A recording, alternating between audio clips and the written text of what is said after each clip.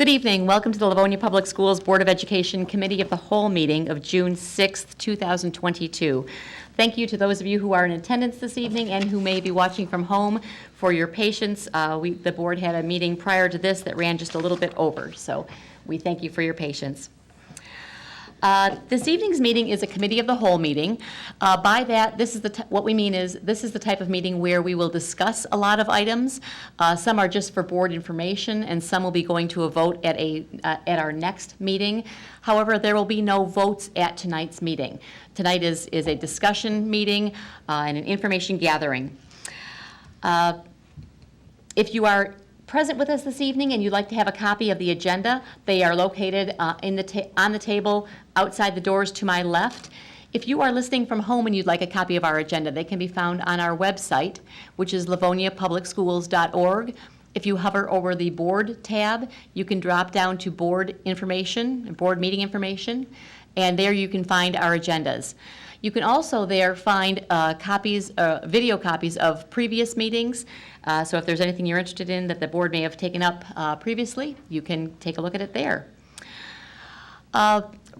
We teach character traits in our schools, along with a wealth of curriculum, and the character trait that is most important is that of respect. You have the word of the members of the Board of Education that we will treat one another and everyone who comes before the Board of Education with respect, and we ask that everyone else who is present this evening do the same. And we find that is the very best way to teach our children. We're going to dive right into our agenda this evening. The first item on our agenda is audience communications. Audience communications is a time set aside deliberately for the board to listen to members of the community. It is not a question and answer session, therefore we won't be discussing things back and forth with community members, but rather we will be listening to comments or questions from the community. What we have set up is that each person is going to be given 3 minutes to express their thoughts to the board. The reason that we use a 3-minute time limit is so that we can make sure that we are being fair to everybody and giving the same amount of time to everyone. We do have a timer set, so if you are speaking to the Board of Education and you hear that timer go off, you'll know that it's time to wrap up your comments. And the reason we do that is so that it's a bit more polite than having to interrupt a speaker. The role of the Board of Education is threefold. It is to hire and evaluate the superintendent, to set policy for the district, and set the long-term goals and align the finances to those goals. Therefore, if you have a specific question that you need an answer to, and it falls into those 3 areas, you can expect a response back from the Board of Education. If you have a specific question and it falls into any other area, which is we typically refer to as our daily operations, you could expect a response back from either our superintendent or the appropriate member of our administrative team. We're going to go ahead and dive into audience communications at this time. I do have one blue slip from an individual who would like to participate, and that is from Ava Sharma. Ms. Sharma, if you'd like to join us? You can have a seat right here, and if you could just tap that microphone on the red portion, it'll turn green and on the base. Just give it a little tap. There we go. Right there. You're all set. Got it. Good evening. Hello. Okay. Do I just start? You sure do. Okay. Go right ahead. Well, good evening. My name is Ava Sharma, and I'm a private math tutor and a mindset coach. I work with students generally in high school, and I came here today because I saw online, according to the annual report of Livonia, I forget which schools, but one of them, there was I believe it was like 50% where your marker was for math. And I wanted to come here and I wanted to offer something that I think would be really beneficial for the students that are below the 50%. So I work with students that are unmotivated, and when students are unmotivated, or when students perform poorly in math, there's usually 2 factors that come into play. It's either their effort or their natural aptitude, or it could be both. And a lot of times the curriculum and instruction and more tutoring, those things help with their effort, or their natural aptitude. Doesn't really help much with effort. And so that is like, that's motivation. And so that's really what I focus on. I can help students become motivated to the point where they're kind of looking at math as like a game or as a marathon that they're, preparing for. And so I've been doing this independently with my students, and it's been really great. And so now I want to see if there's a way that I can help more students at a time. And so I have put together like a, little information package that I can share with whoever that would be appropriate for. But that's what I wanted to come here and offer and see if this would be something that would be of interest to you guys. Okay, thank you. If you can hand that to Mrs. Oquist, our superintendent, that would be an operations type issue, so that's something that she and the curriculum director would take a look at. Sure. Thank you very much for coming this evening. Thank you. Thank you. Can you pass it down for you? Is there anybody else present this evening who would like to participate in audience communications? Seeing none, we will move on to Committee of the Whole. I don't have any items for Committee of the Whole. Mrs. Oquist, do you have anything? I do not. We are ready to move on. All righty. At this time, I will turn it over to Mrs. Acosta, because we will start our Curriculum Committee. Thank you, President Burton. And our first item, item 3A, is PA 48, end of the year goals, and Mrs. O'Brien can take it away. Thank you, Mrs. Acosta. Ladies and gentlemen, I am happy to present our end of the year PA 48 data. As you know, last summer, the state of Michigan passed a law that said every school had to set a goal based on last year's Return to Learn plan in an attempt to focus on closing the gaps for students this year. Every school had to choose a reading and math. They could add additional goals if they wanted. If they were a school that utilizes one of the approved state benchmarks, ours is iReady, then we had to use that as our data point.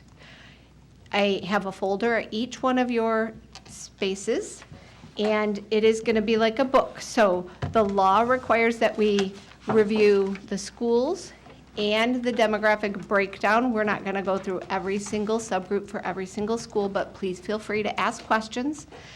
Also know that we did, at the beginning of this year, have some conversation about some commonalities in these goals, but they were school goals, so there is some differences, both by levels and by schools. We went over this data at the last meeting in the month of January, at our mid-year results, and so this is the end of the year results. Testing just finished on Friday, and Mr. Hillard spent Friday afternoon and this weekend summarizing all of the data for us. So it goes in order from our youngest to our oldest students. I do want to remind you, we talked in January about we have some things to learn about how we write our goals. Some of our goals we wrote in a way thinking about growth, and they were difficult targets to hit. And some other of our goals we wrote, we created some benchmark assessments at the secondary, and maybe if this law stays in place and we are going to have another goal next year, we probably will look at utilizing a different assessment. So knowing those things, this was new this year for every building.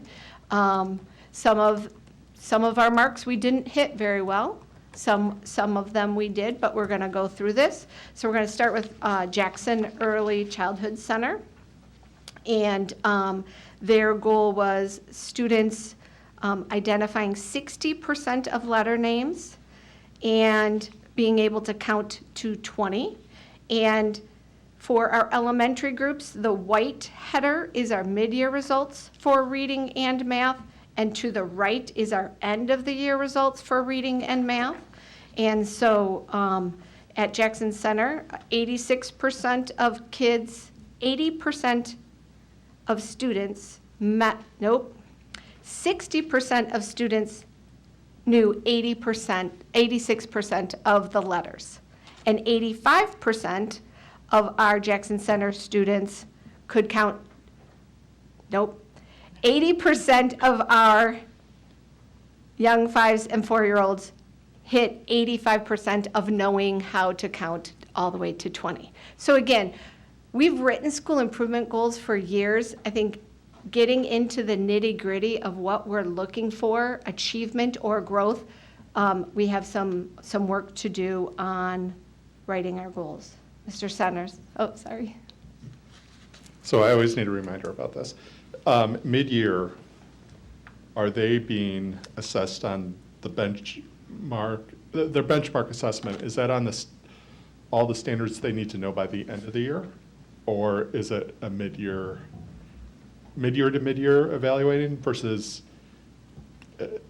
End of the do year. you understand what I'm saying? Yes. Yeah, okay. So, again, each school is a little bit different. So for Jackson Center, for all of these goals, they took the test 3 times. Beginning of the year, mid-year was a growth from the beginning of the year, and end of the year is actually a growth from the beginning of the year also. For Jackson Center, it was 30% of letter names and count to 10. So their goal grew to knowing 60% of letter names and being able to count to 20. Okay? And so that was the goal set for our young fives and our 4-year-old preschool classrooms. And so those percents represent the percent of students that could hit 60% of counting to 20 or 60% of identifying 60% of letter names. And as you can see, their subgroups are very close to their overall score at our preschool level. That's not always true as we move up through the grades. Yes, Mr. Johnson. Okay, to make sure I'm reading this, following this correctly, for the middle of the year reading goal, Yep, it says by February 1, all students in early childhood, young fives, and 4-year preschool classrooms will identify 30% of letter names, et cetera. Then when I go to the chart, I go to the mid-year benchmark results, yep, and it says 87%. So I'm assuming 80% of the students could identify 30% of the letter names. yes. Okay, got it. So at the end of the year, 86% could identify 60% of letter names. Okay, following it. So really, mid-year and end of year are 2 different goals. Correct. And they're both compared to the beginning of the year data. Yeah, so we shouldn't be looking at the 87% in reading and comparing it to 86% because they're 2 different goals. Correct, for this particular this. group, this particular school, yes. Mr. Centers? So also when looking at these, since each building has a different set of goals, you can't look at Cleveland versus first 2 or Buchanan and Cleveland. You can't look at those they're not apples to orange. They're apples to oranges, not apples to apples. Some are apples to apples. Some are, but And some are apples to oranges. got it. Thank you. Because we don't want to make anything simple, Mr. Centers. So that was going to be my question, Mrs. O'Brien, and maybe someone else will have that same question. So as we learn from this year and the way that we set our goals, are we looking to unify those goals so we can make other comparisons next year, or we're looking to continue to keep them by school? So the law states that each school needed to set their own goals based on their own data. So that's where that comes from. We look at iReady as a whole district for achievement, right? So we present to you every year as a part of our end of the year results. We usually start in August looking at how many percent of students who are reading at grade level or reading just below grade level or 2 years grade level below. And the same thing with iReady. Percent of students who are at green, who are 1 year below at yellow, and then multiple years below. So we present that yearly as a part of our data picture along with our MSTEP SAT scores. It's a whole package. And those are an apple-to-apple comparison that Correct. you're asking about. So those benchmarks that we look at are we're looking at it at that same marker point for every school using the same assessment. Okay, thank you. So if we move to Great Start Readiness Program, is that what you have next? Yes. Okay. Yes. So they have the exact same goal as Jackson Center. They had some variance in the number of students, so they reported the number of students for each one of their scores. So it was the same. All students will identify 60% of letter names, and all students will be able to count to 20. So 94% of students could identify 60% of letter names, and 100% of students could count to 20. And then each one of their subgroups from there were slightly above or below. But if you were to look at special education students, again, that's most students. It's only one student who didn't hit the mark. The percent looks different depending on the number of students in the goal. President Burton. Mrs. O'Brien? Yes. I'd just like to commend them and let folks know, putting the actual number of students is really helpful over just a percentage. Because even though we know that there are some small numbers and therefore one or two students makes an enormous difference percentage-wise, this is really valuable information, I think. And I think it paints a clearer picture of what we're looking at percentage-wise. So I appreciate it, and I hope they continue to do so.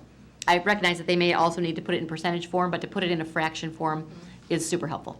I can make sure we do that next year. I'm going to write that. Great idea. Whoever thought about that, Thank you. terrific. It does make a lot of sense. It does, Yep. it does. Because percents are deceiving. Okay, we're going to go into our K-4s. And most of these are the exact same.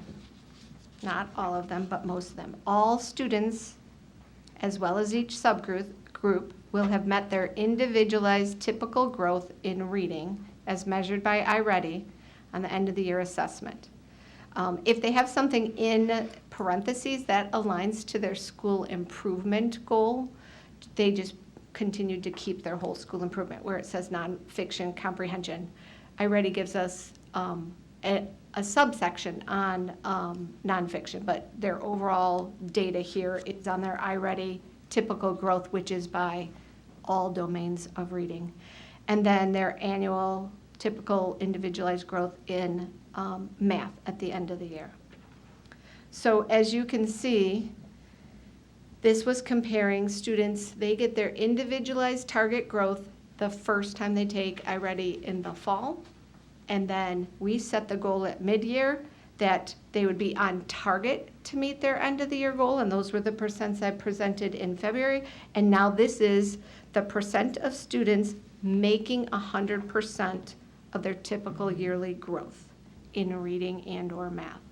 So the 66% of all students at Buchanan met their 100% target or more, right? So 66% met their target in reading, 62% met their target in math. And as you can see, we have some variance now in our subgroups, a little bit bigger school, a bigger pool, where, you know, our girls are 8% up over their mid-year scores. Our EL students are up over their mid-year scores. Our special education students are down a little bit over their mid-year scores. So that on-target score is that, how am I doing, a check on my yearly growth, and then at the end of the year, did I hit that target? The other thing we added for our K-4 schools is their percents per grade level. So on the second page for each school, Mr. Hillard made so that you could see the breakout, because sometimes one grade level affects the overall average of the school. And so this is each grade level's percent of students meeting their typical yearly growth target.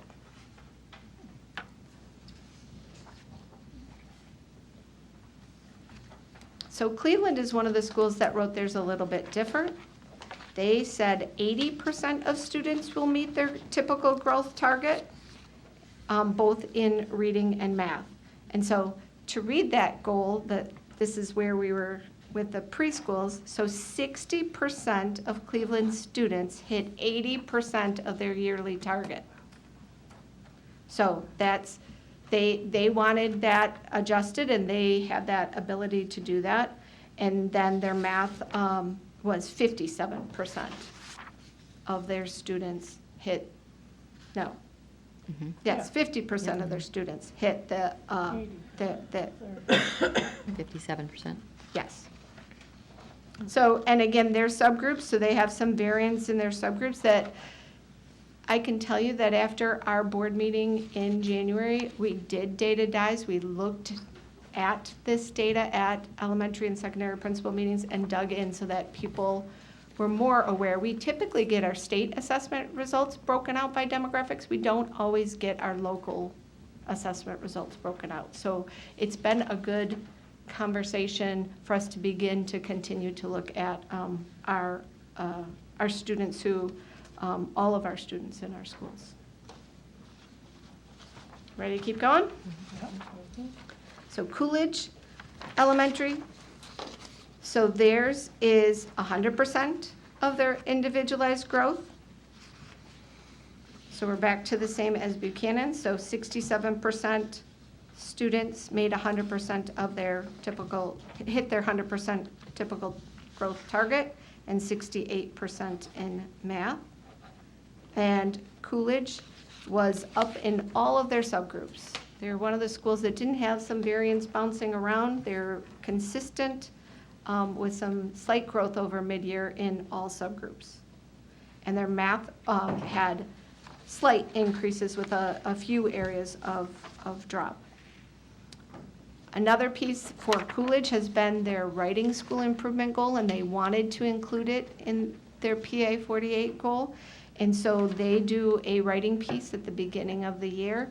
It's a reading and writing performance task, and they're very proud of what they do and how their students perform on it. And they have their mid-year results and then their end of results based on the writing samples that students produced at each grade level.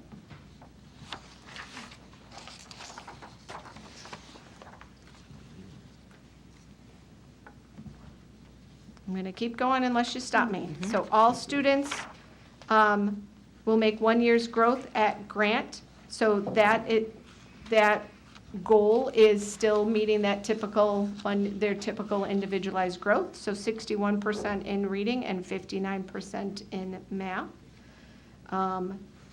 Their EL students made some nice growth from mid-year to end of the year in reading, but struggled a little bit more in math from mid-year to end of the year in hitting their targets.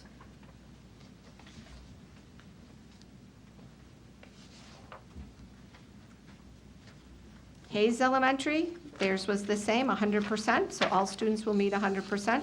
63% of their students met that target in reading and 54% in math. Again, they were up overall in most areas in reading and slightly down or very similar in math. Some of their subgroups had larger gaps than others. Their EL students in math were down 14%, and their economically disadvantaged had a little bit bigger of a gap also.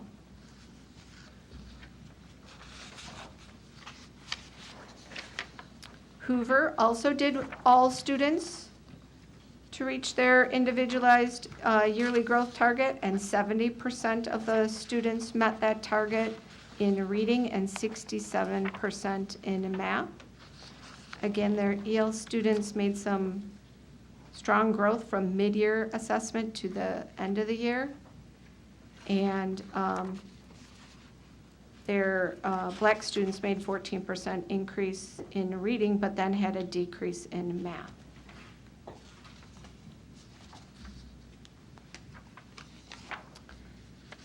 Kennedy was all students also, and 67% of Kennedy students hit their target, and 65% of students in math did. Their scores were a little up and down in their subgroups. They had some variations with some subgroups making some strong growth and some others making some drops. And their math was pretty steady from mid-year to end of the year, hitting their target.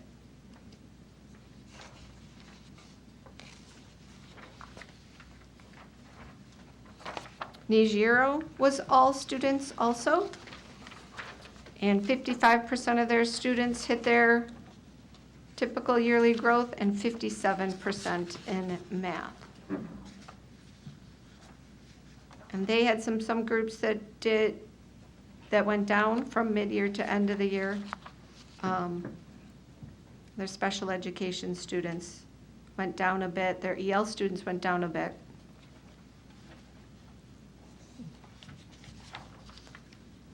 But again, with a smaller school, a smaller number of students, it doesn't take many students then to adjust a percentage. So that's, I like what President Burton said, to make sure we put numbers on next year. Randolph was 100% also. 68% of students met their target in reading and 66% in math.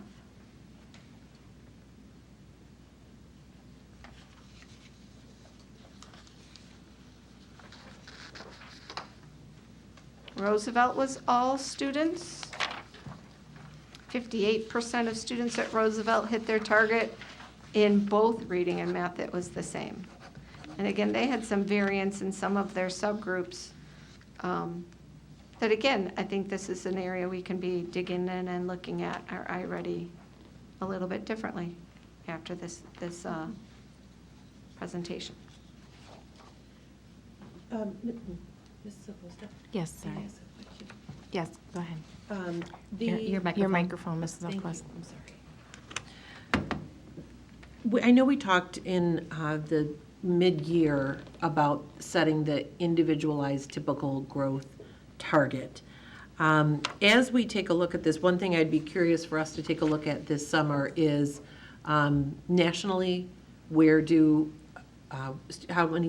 percentages for students meeting their individual growth target, if we can get that information from Curriculum and Associates for the iReady assessment, and then also what their feedback would be about us using this as a goal in this way. It would just be interesting to get their feedback, since PA 48 is new to all districts in Michigan this year. We're so used to looking at our data based on achievement, and so looking at the growth as the goal is 100% of students meeting their individualized typical growth, an appropriate end-of-year goal, and is that something, that is certainly a stretch goal, but something that's attainable for the majority of students?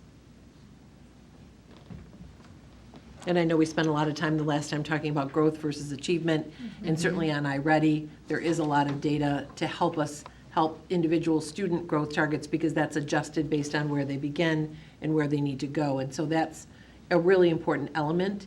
But just out of curiosity, for a school-wide goal, does it make sense to look at that in aggregate, or is that better for data dives when we're looking at individual students? I'd be curious what their input would be on that. It's a question I've been asking myself, because like Roosevelt's overall achievement for this last round of iReady is 66% of students were at or above grade level in reading.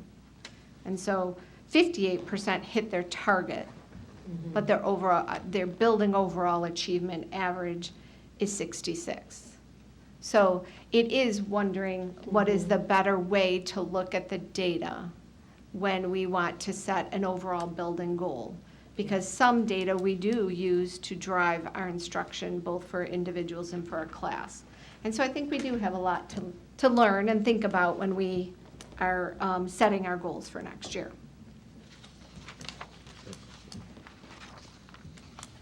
Mrs. O'Brien, I'm looking at this, and sometimes the percentages can be a little deceiving, because you have to look at the goal. Because just looking at the Roosevelt middle of the year mathematics goal, it says at the mid-year 50% of students. Then when you go down to the bottom and you look at the percentage in math, it's 64%. So 64% achieved 50%. Correct. But then in other words, the goalpost changes. Correct. In the goal, because the end of the year, it's 100% students, and 58% met 100%. So you have to look at what the goal is. If you simply look at the percentages, it may skew you a little bit. You have to compare the percentage with the goal. Because just looking at, if you just look at all students, in math, at mid-year, it's 64%. And at the end of the year, it's 58%. And you would naturally say, well, my percentage went down, but your goal changed. Correct. I think you have to make sure that you're looking at it in a complete setting, so to speak. Correct. You can't just look and say, oh, it went down. Well, then the percentage went down, but the goal went up. Yep. And I think that's very important when you're looking at these percentages. For people to just look at the percentages, you also have to look at the goal. And I think that's what we've learned this year is we really believe like a growth goal is a good goal because students who are below grade level are going to grow. And we want to be able to see that represented in our results. But an achievement goal, so we want all students to be at grade level by the end of the year. That same goal would be the same at the beginning of the year, mid-year, and end of the year, and then those percentages or even numbers would be comparable. But when you change it and you say, so there's an individualized yearly target at the mid-year, we would expect kids to be about 50% of the way on that target, and now we expect them to be at 100%. It doesn't give you good comparisons. Correct. I am on Rosedale, and Rosedale has 100%, but Rosedale also added a climate and culture goal to their PA 58 goal, and they did not get their survey results into me today, so I will put this in your packet when they give their survey. So we just have their mid-year on their, all students will experience a positive, safe, and welcoming environment where both students, adults are respect and value one another. So you have the mid-year results. And then on the second page is their iReady results. So 59% of students met their typical yearly growth in reading and 52% in math.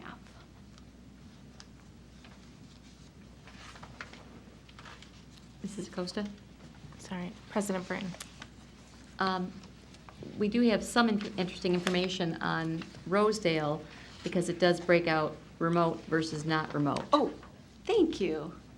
And I have it written right Oh, here. okay. So Rosedale is where our Livonia virtual second, third, and fourth grade classrooms were at. And the law does require you to break out remote students versus not remote students. So at the bottom of their iReady chart is the results of our students who are 100% remote in reading, 33% met their yearly target, in math, 23%, as compared to the students at Rosedale who were not remote, 67 and 60. Thank you for catching that. I didn't even read my own note. No, that's okay. Yep. Which is consistent with what most of us have been feeling, which is that being in front of a live teacher that can interact with you on a day-to-day basis does make an educational difference with children. Yep. Okay. And our last, well, Webster's not K4, so 1-6, our Webster school. So Webster has, at the end of the year in reading, 80% of students will reach their individualized typical growth in reading and math. And then they have an additional writing assessment that they've included. So their writing is first. So their mid-year writing results, percent of students receiving a 3 out of 3 on their school improvement rubric. And then the end of the year on the same writing expectation. I think it's a different prompt, but I think it's the same standard that they're comparing to. And then on the second page is their iReady results. And so 65% of Webster students hit 80% of their individualized growth target and 72% in math.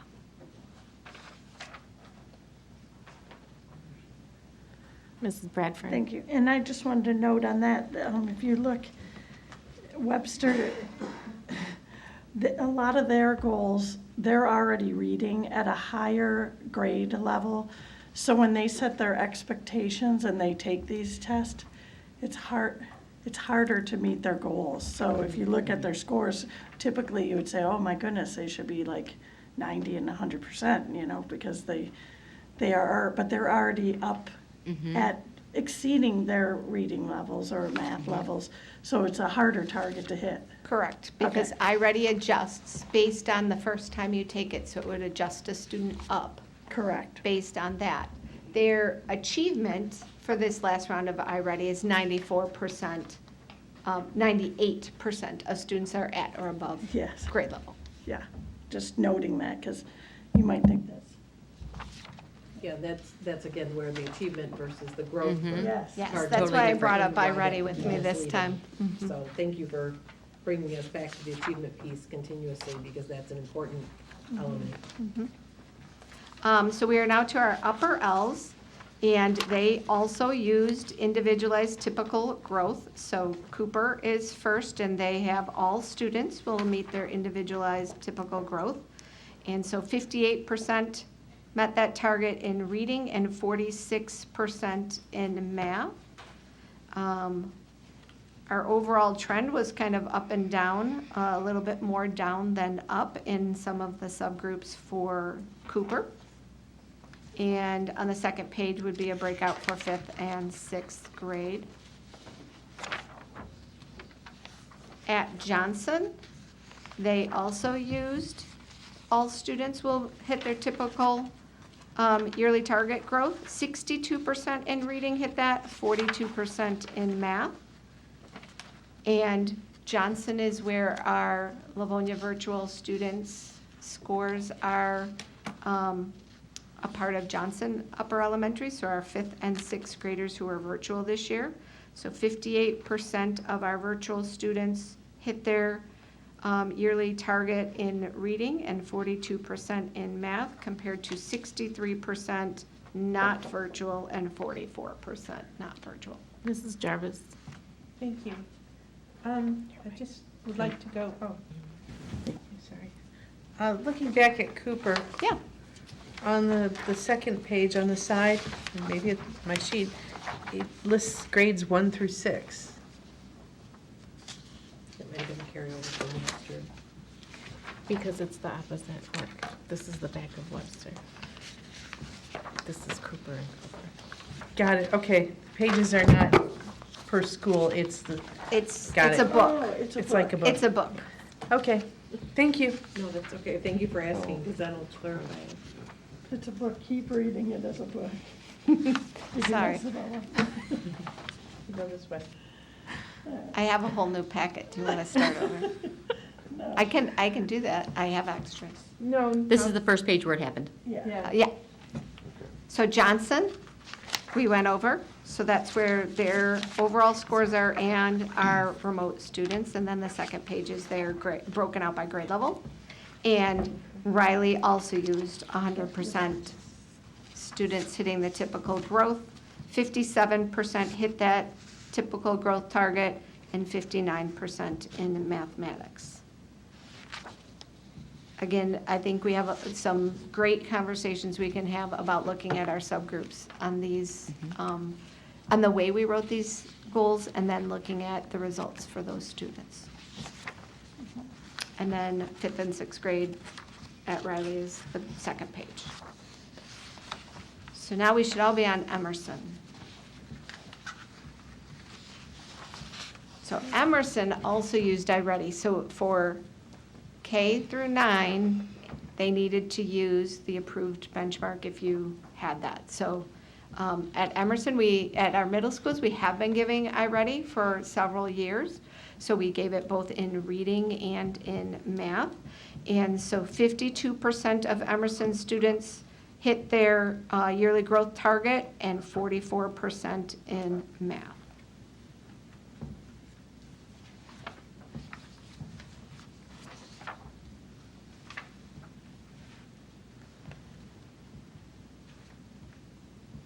At Frost, it was the same goal. 100% of students would reach their target. 52% of students at Frost hit their reading goal, 52% of students hit their individualized target in both reading and math at Frost.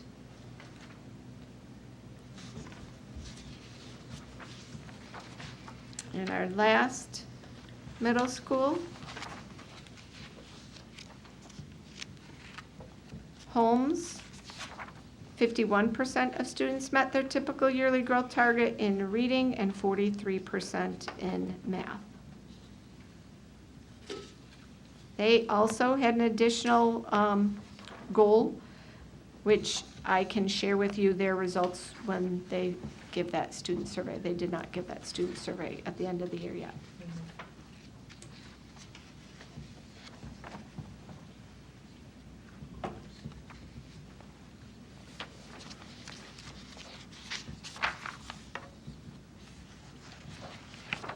Ready to go to high school? Okay, so high school was a little confusing in January, so I'm going to review this. I'm going to use Churchill because they're our first alphabetically. So for reading, at 9th grade, we used iReady. At 10th, 11th, and 12th, we created our own assessment modeled after PSAT, SAT. Our end of the year reading goal was 80% of students would demonstrate proficiency on our created benchmark, and all students would hit their, all students will have met 80% of their typical growth in 9th grade ELA. So the next page, the second page for Churchill, is all reading results. Mid-year and then end of the year are right next to each other. So these charts are a little organized different. This is all reading. So it's 9th grade mid-year, 9th grade end, 10th grade mid-year, 10th grade end. So 9th grade, 44% of students met 80% of their typical growth on iReady in 9th grade. So we utilized iReady typical growth. They set the goal of 80% instead of 100%. For 10th, 11th, and 12th, it was a district-created SAT, PSAT aligned assessment we created. We've never given it before.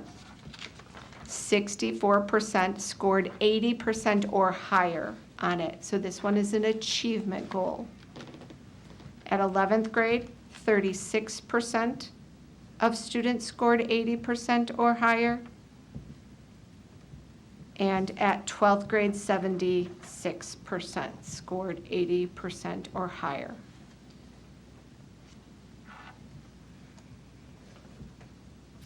President Burton, sorry. What do we suppose with the huge jump between 11th and 12th grade? Or is it just too early to have you done that data dive yet? We have not. They Okay. just finished testing on Friday. Okay, then it's too early to know yet. So it is on our list to have a data dive both with chairs and principals to dig into Okay. this assessment. Okay, whenever that does happen, if you could get back to us, that'd be great. And it looks like across the board in the 12th grade, even every subgroup jumped considerably from mid-year to end of the year. Mrs. Bradford? Thank you. Was this the same assessment at the mid-year as the end of the year then? It was the same assessment? It was the same assessment. So in other words, because it's a new piece, they hadn't seen anything like that. It's possible that they didn't, I don't know, it's unfamiliar, the first piece. time? Yeah, the first time around.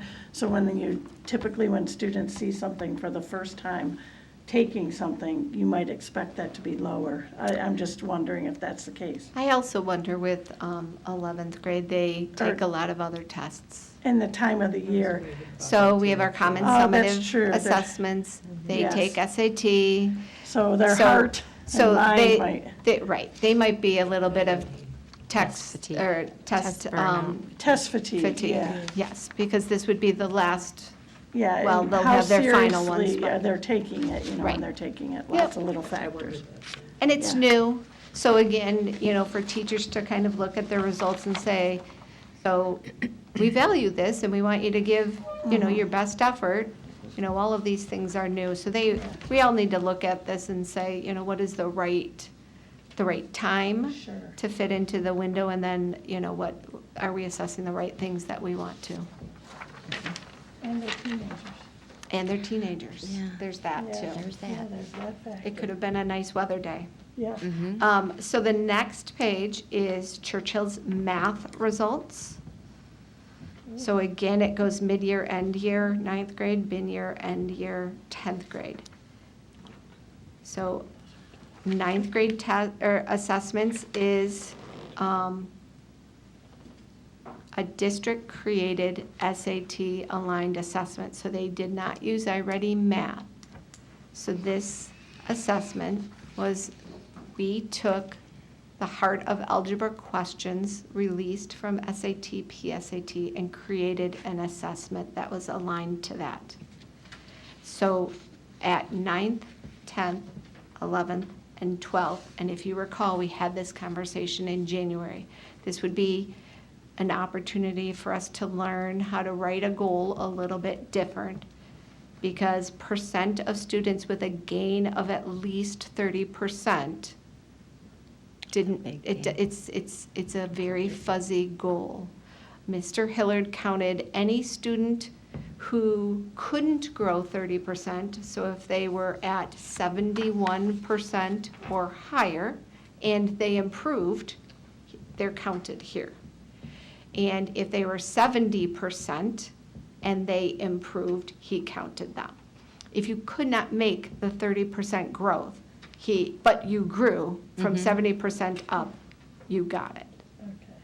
Okay. So we have a lot of things to learn that, again, we talked about this in January, and we had a data dive with our high school chairs and our principals to look at this, to dig into these results, to think about the timing for this test. Is it aligned to what we want to know? So we chose an area that we felt that we typically could use some improvement on SAT and PSAT on the Heart of Algebra. It's kind of one of the core pieces. As you can see, we need to relook at what we're assessing and how we're writing this goal. President Byrne? And why is it that we are creating our own assessment for this one, as opposed to using something like iReady, which we've used for many of the other grades? So iReady only goes to 9th grade. Mm-hmm. So they chose to only use iReady for reading 9th grade, not math. Okay. And they wanted a similar assessment for all of their high schoolers. One of the reasons is that our sequencing is a little bit different. So some schools do algebra, geometry, algebra 2, and some do geometry, algebra, algebra 2. And so this would even the playing field in our minds, because we're all preparing for SAT in junior year. So that was one of the reasons, is we wanted something similar across all math courses regardless of grades. And so, again, we need to dig into these results and have some conversations about writing a good goal, looking at what we're using to assess, and then, preparing for that. And why is it that between the three high schools, we have a different sequence for math? So that started 4 years ago. Churchill asked if so at Stevenson and Franklin, we have geometry, algebra 1, algebra 2. And one of the reasons is we wanted to have both algebra courses next Back to each to back. other. Mhm. Churchill asked, could they pilot, going back to the traditional way of algebra, geometry, algebra. It was a 3-year pilot, which actually ended during the pandemic, and we have not looked at it. It is on our list of things to do next year, is to look at the sequencing and determine the same sequence for all 3 high schools. Okay. After you do that determination, can you get back with us and let us can. know? Okay, thank you. And that sequence changes also for students that take Algebra 1 in 8th grade. Correct. And more Just to students further do. muddy the water. Yes. Okay, so that was Churchill. And so by law, the Career Technical Center needed to have goals, and because they're all our students, what the high school principals agreed is that each one of Churchill, Franklin, and Stevenson, their scores would be given to Mr. Harper as a part of his goals. So when he meets with his school improvement team and they look at their goals, this represents the LCTC students also. So Franklin's goals, same goals. Their results are 46% of students met 80% of their typical growth on iReady. 51% of students scored 80% or higher in 10th grade, 22% in 11th grade, and 68% in 12th grade.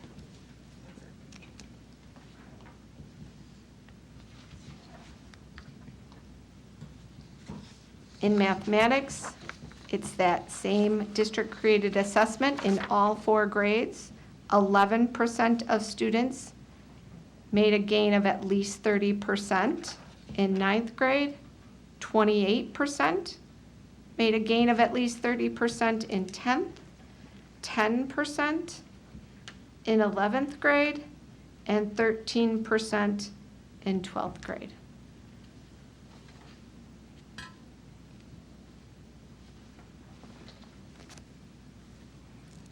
President Britton.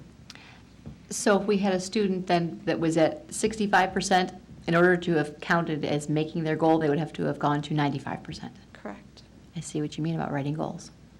Yeah. Yeah, that's an enormously That's steep why- goal to hit. That's Correct. why these schools Okay. are lower. Okay. The goal is too difficult. It Or didn't, challenging. I think it's when you write the goal, it doesn't seem like that's difficult, but when you're looking at students' results, a growth of 30% Right. is a large Yes, growth. Yes. And so we've learned a lot. We couldn't change it mid-year when we had Right, this when we conversation realized it about was happening. 15%. Mhm.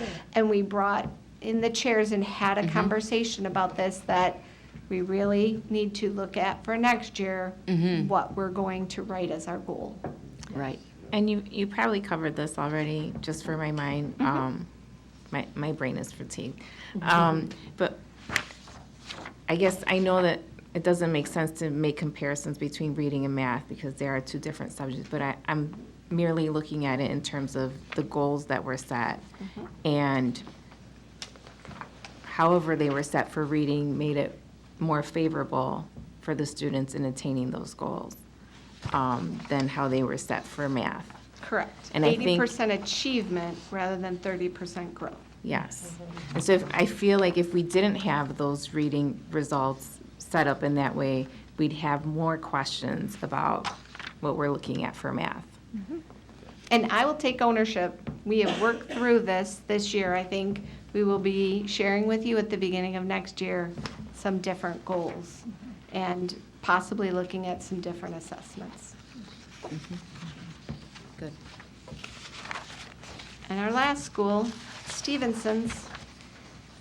So page 2 is their reading. 49% of Stevenson ninth graders met 80% of their typical growth goal. 66% scored 80% or higher on the district-created assessment. 35% of 11th graders scored 80% or higher, and 78% of students at 12th grade scored 80% or higher. In mathematics, 33% gained at least 30% in 9th grade. 35% of students gained at least 30% in 10th grade. 15% of students gained at least 30% in 11th grade, and 15% of students gained at least 30% in 12th grade.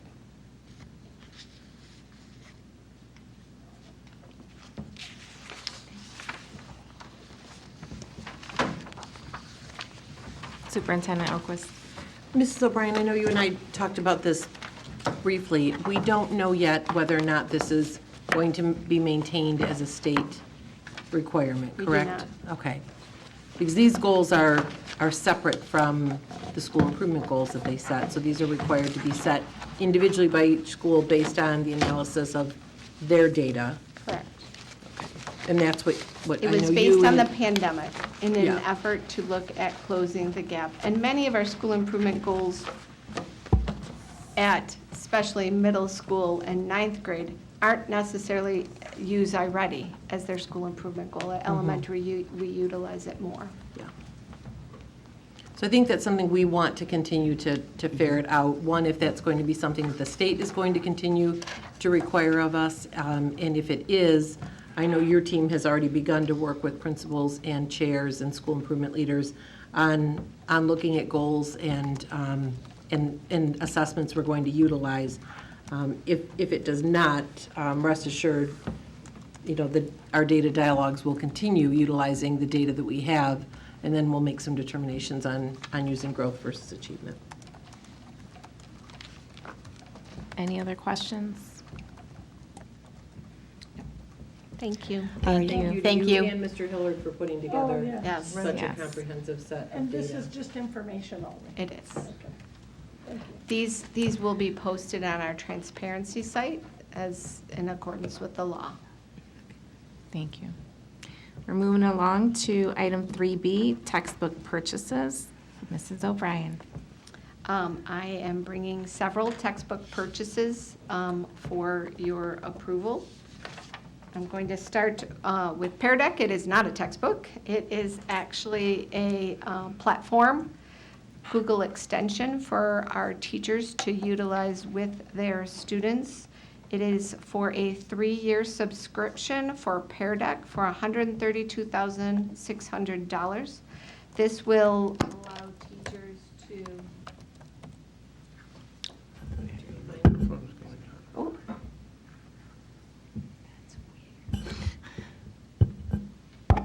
Now we got you back. Okay, it just was flashing. This will allow teachers to utilize Pear Deck to create formative assessments and to integrate with Google Slides. And it is one of the platforms that we've been using over the past 2 years since the pandemic started. And we want to bring all of our teachers some consistency so that Mr. Casada and Mrs. Bowling can layer utilizing this program in their professional development, therefore teachers be able to see how to use it with their students. And the other piece is it's integrated with Google, where the other ones were not, and we'll have some overlap this fall so that teachers can migrate what they've been doing into Pear Deck, and then everything would stay in Google. So if for some reason Pear Deck went away, everything that they've done would stay in our Google Drives. Any questions?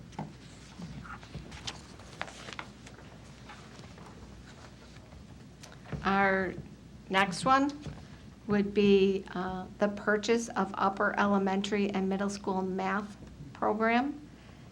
I'm a little excited about this program, I won't deny. We have had a group of teachers who have been working for over 2 years.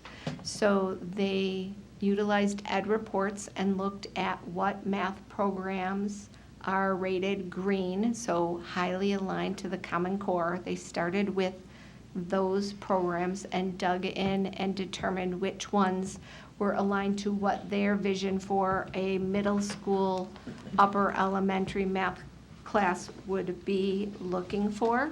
If you recall, a few years ago, we did have our pre-algebra funds given back to us. When our teachers looked at the programs that were out there, they said what we really need is a tier 1 better program for all of our students at 7 and 8.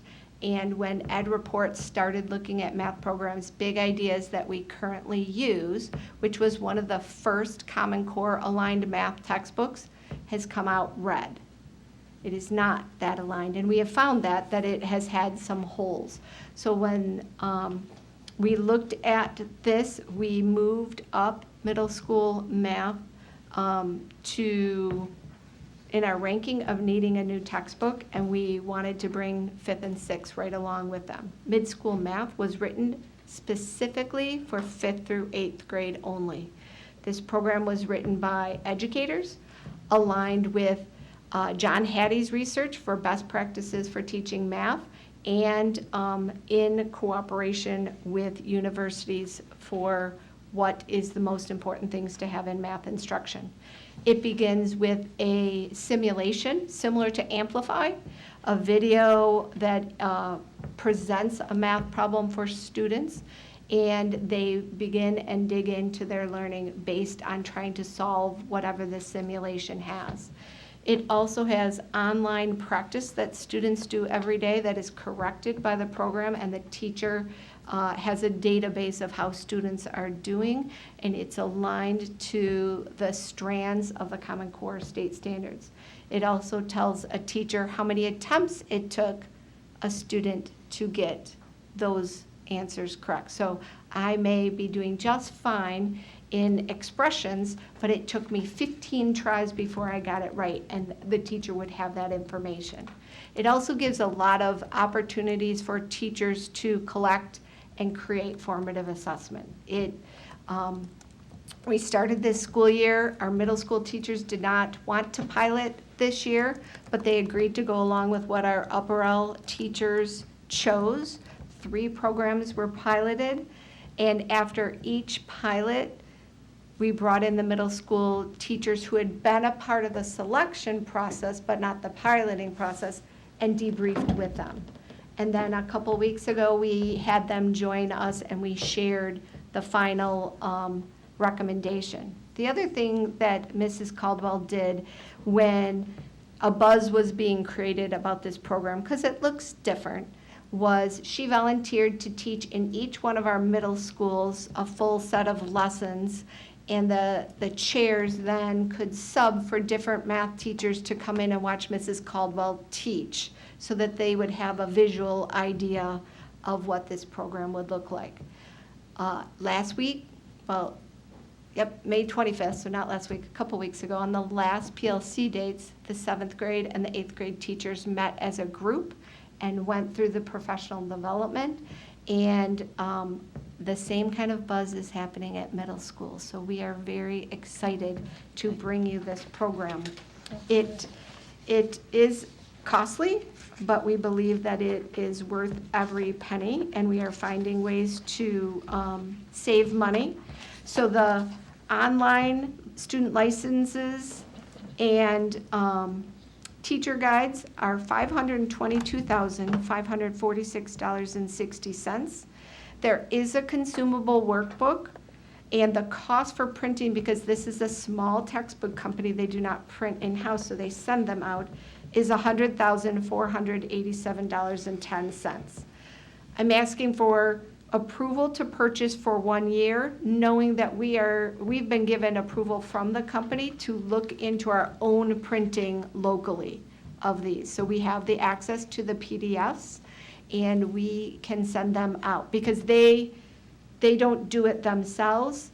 They contract with someone, and so this is their price. So what I'm asking for is approval for that $100,000 for the consumables, with the knowledge that we will be looking to print them closer to home for less than that.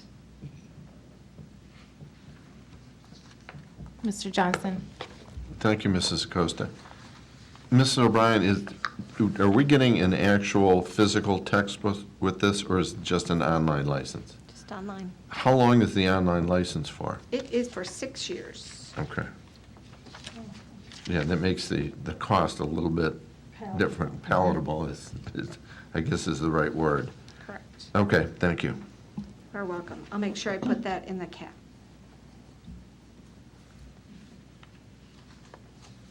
Any other questions?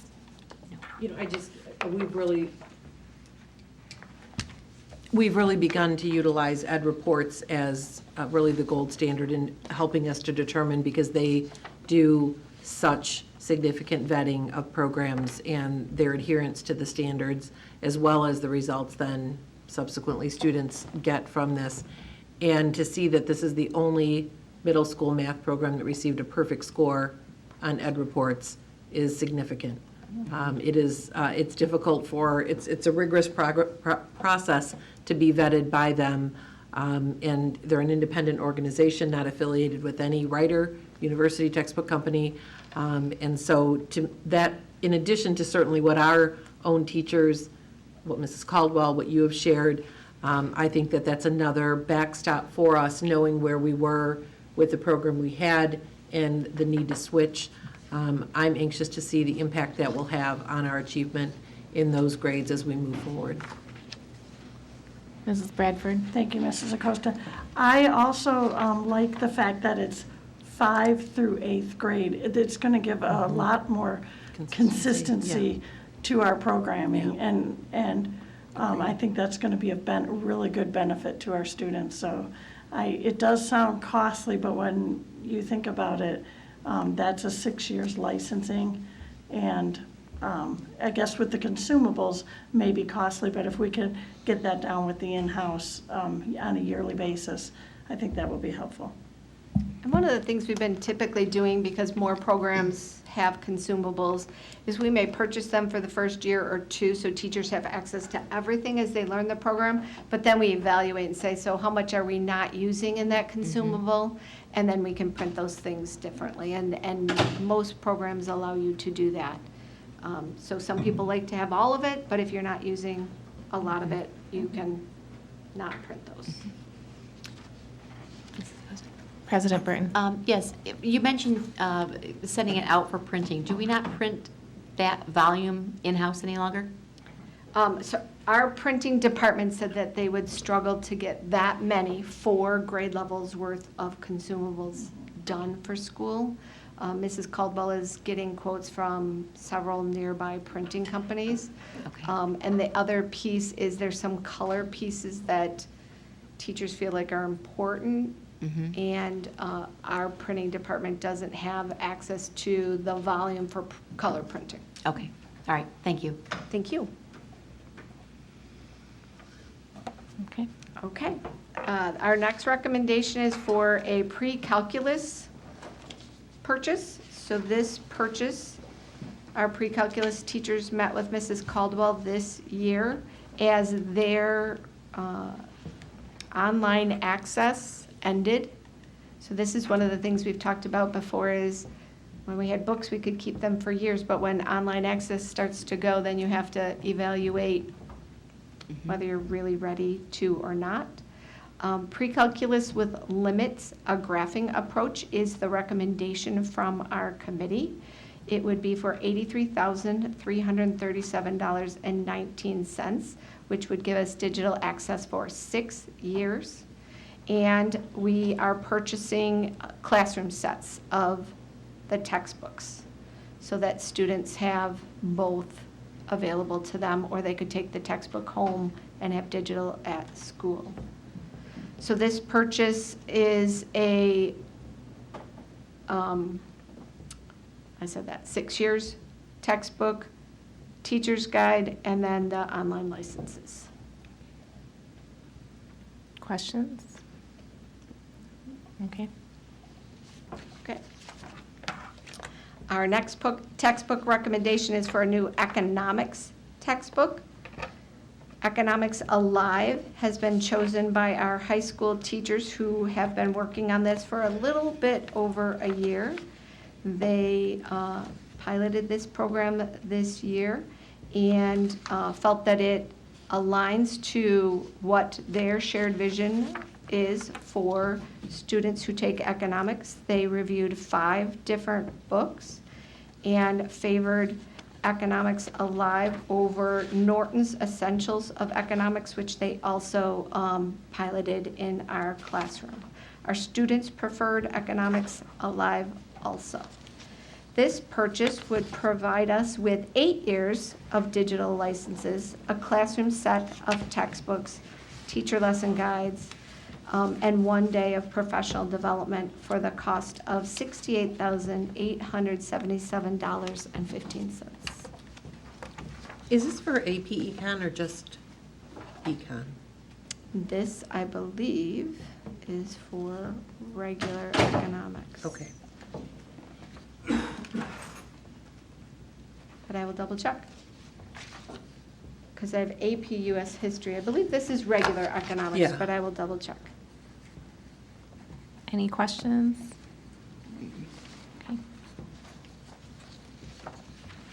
Okay. We have a recommendation for AP US History, or A-Push. On Friday, I sent the wrong quote, but I believe Mrs. Wozniak has updated your quote for you based on the fact that Mrs. Finkel found that she submitted the wrong one. So this recommendation is for the textbook Fabric of a Nation. It includes class sets of textbooks and digital access for 8 years. The original quote was actually missing the additional digital licenses, so there was a variance of $30,000 from the original quote. So that one is the one that got posted originally. Today, we noticed the mistake. So the quote that we are using and the purchase that we are making is for 120 copies of the textbook and digital access for 8 years for a cost of $54,764.64. This, let's see, it is 22. I believe in 2019, we brought a purchase to extend the license for the textbook for AP US History, to extend the digital license, and now it's also run out. So they have looked at purchasing something to replace what they currently use. And you may have already said this, but the teacher's edition and resources are free. Correct. With this, so that's almost $10,000. Correct. Any questions? Okay. I have one last one. Mr. Miga. Mr. Miga has been hard at work every year, and he is bringing a recommendation for our Spanish Level 3, continuing the textbook that we currently use at Levels 1 and 2, Authentico. His committee has been looking at Levels 3, 4, and 5 this year, and what they have determined is they'd like to solidify Level 3 for Spanish and purchase Authentico for that, and create a pilot for Levels 4 and 5, where they're going to create a 2-year cycle, since many of the courses are taught Level 4 and 5 together in one class. And so they're going to create a curriculum loop, similar to what we do at Webster when we have multi-age classrooms. So a set of experiences in year 1 or 2, depending on when a student comes in, they'll get both of those.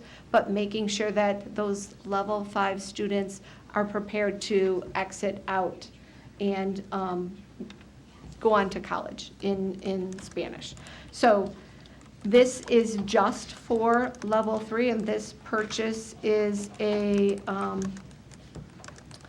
textbook. It is Teacher's Guide, Teacher's Support Workbook for grammar, and 8-year licenses, and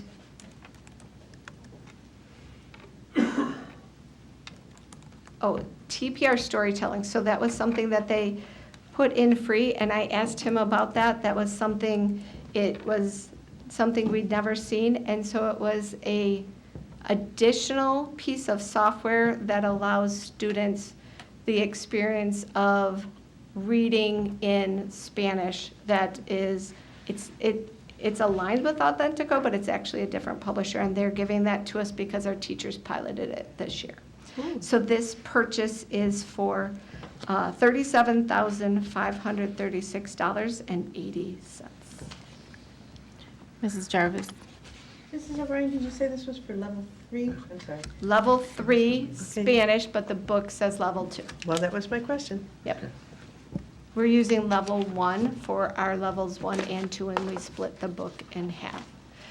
If you recall, some of the shifting in world language teaching is that piece of culture and experience, foods, and learning about the country. So we take the textbook traditional reading, writing, grammar lessons, and then infuse the culture pieces into our curriculum.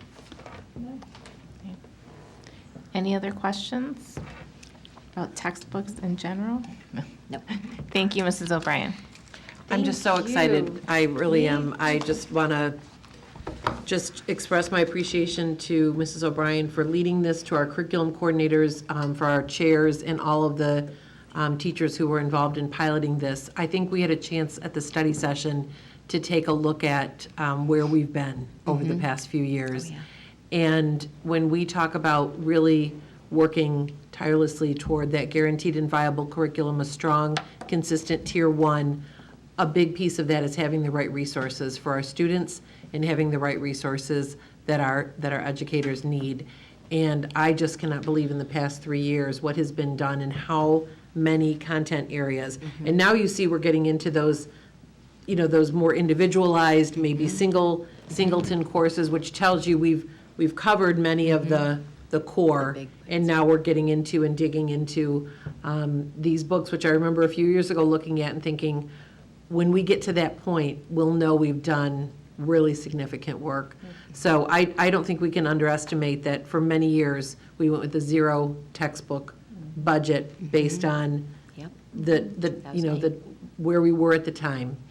And it was the appropriate call because the board and the administration at that time was committed to keeping dollars with kids in the classroom. And just the fact of what you and your team have been able to do really in the past 4 to 5 years has been pretty remarkable.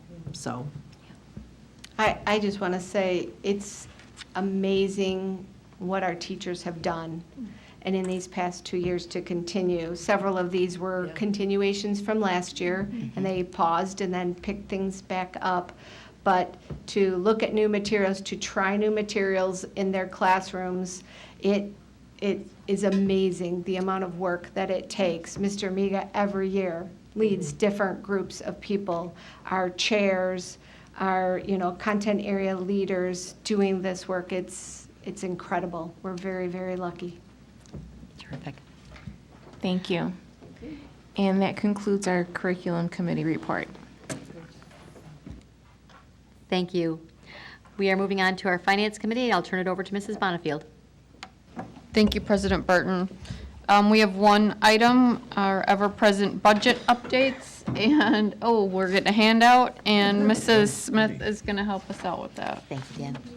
We have handouts, we also have a PowerPoint. We have handouts. We also have a PowerPoint presentation that the wonderful Mr. Karn is going to pull up for us so folks at home can follow along with us. So I thought we would start with the PowerPoint presentation. What's also being passed around is our budget book, both the final amended budget book and our proposed budget book for next year.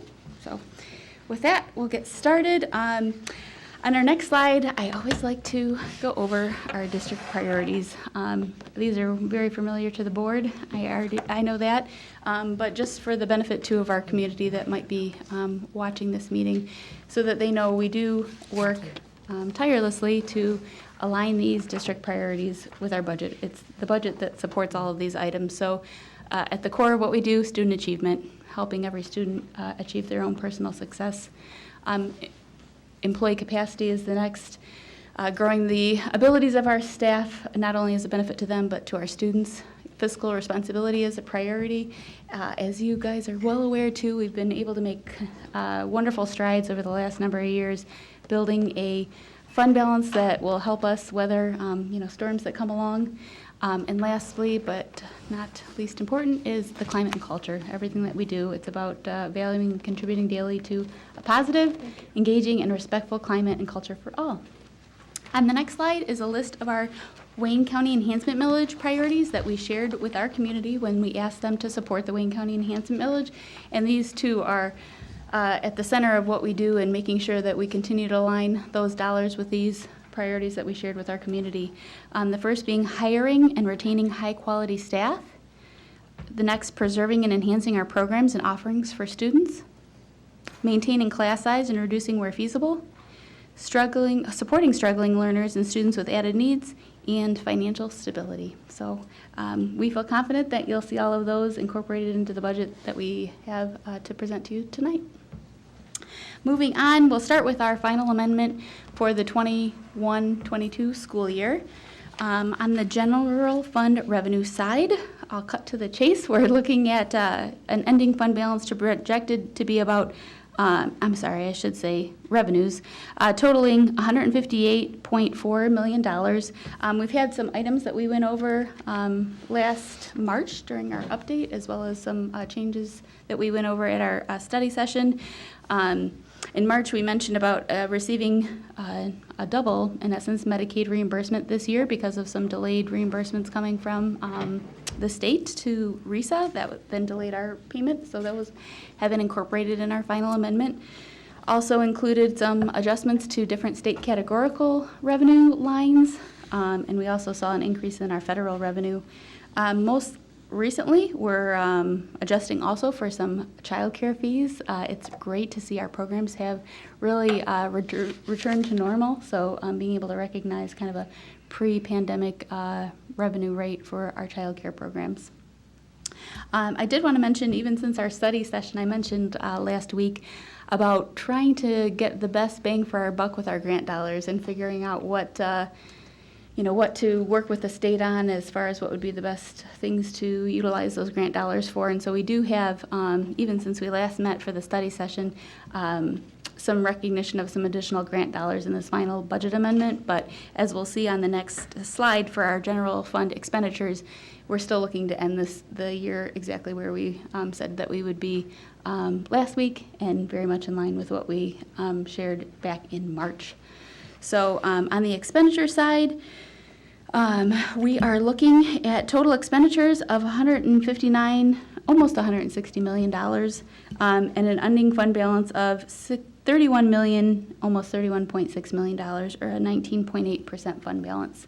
And for reference, it's probably old news to you all, but the Michigan School Business Officials does recommend a fund balance between 15 and 20%. So we are looking at ending the school year right in that sweet spot. So we did have planned use of fund balance and have utilized that Up since your last microphone. year. Yes, thank you. As that on the screen, we highlighted for you on the last page and on this page our fund balance over the last couple of years. So we started or ended the 2021 school year with a $33.7 million fund balance. This year we started it with $33.1 million, and this year we are looking to end at 31.6. So again, that's been a planned use of the fund balance that we've reviewed with the board, and I know that you've been supportive of that in the past. So you'll see that incorporated in this final budget amendment. No, I'm good. Next, we'll move on to our other funds. At this point, too, if you would like to look at the budget book, I would start with that final amended copy. I wanted to make note of a couple funds in particular. Most of them are pretty status quo from the last time that you looked at them, but a few updates for you. The first is the funded projects, which is the third page in. The font keeps getting smaller. We keep getting more grants. It's a wonderful problem to have. We might have to move to a second page. But a couple of grants that I did want to make note of, things that we've discussed before, but now have the opportunity to incorporate into our budget. First is the child care grant, which you'll see as the third line down under federal sources. We were very fortunate enough to have applied for a grant back in January and been awarded $1.4 million for that. We also have, not too far down from that line, actually, the next line down is the CRF device purchase program, and we just recently brought those computer purchases to the board, and now we're following up on the budget amendment piece, and now asking for your approval on the budget end of that. So that was $3.2 million. Again, something that our IT director, Tim Clan, applied for a grant, and these devices are able to help our students at home. So these would be devices that they could express if they have a need for a computer at home, that they would able to get one of those computers. So we haven't received the grant, or I should say we haven't received the devices yet, but when we have those devices, we'll definitely be getting something out to our families. Ms. Jarvis, I see you've got a question? I'm just looking at making sure that I'm lining this up correctly. According to my ruler here, the CRF device is actually, the first actual budget was $338,437, and then the emergency connectivity is the 3.2 million? Yes, thank you.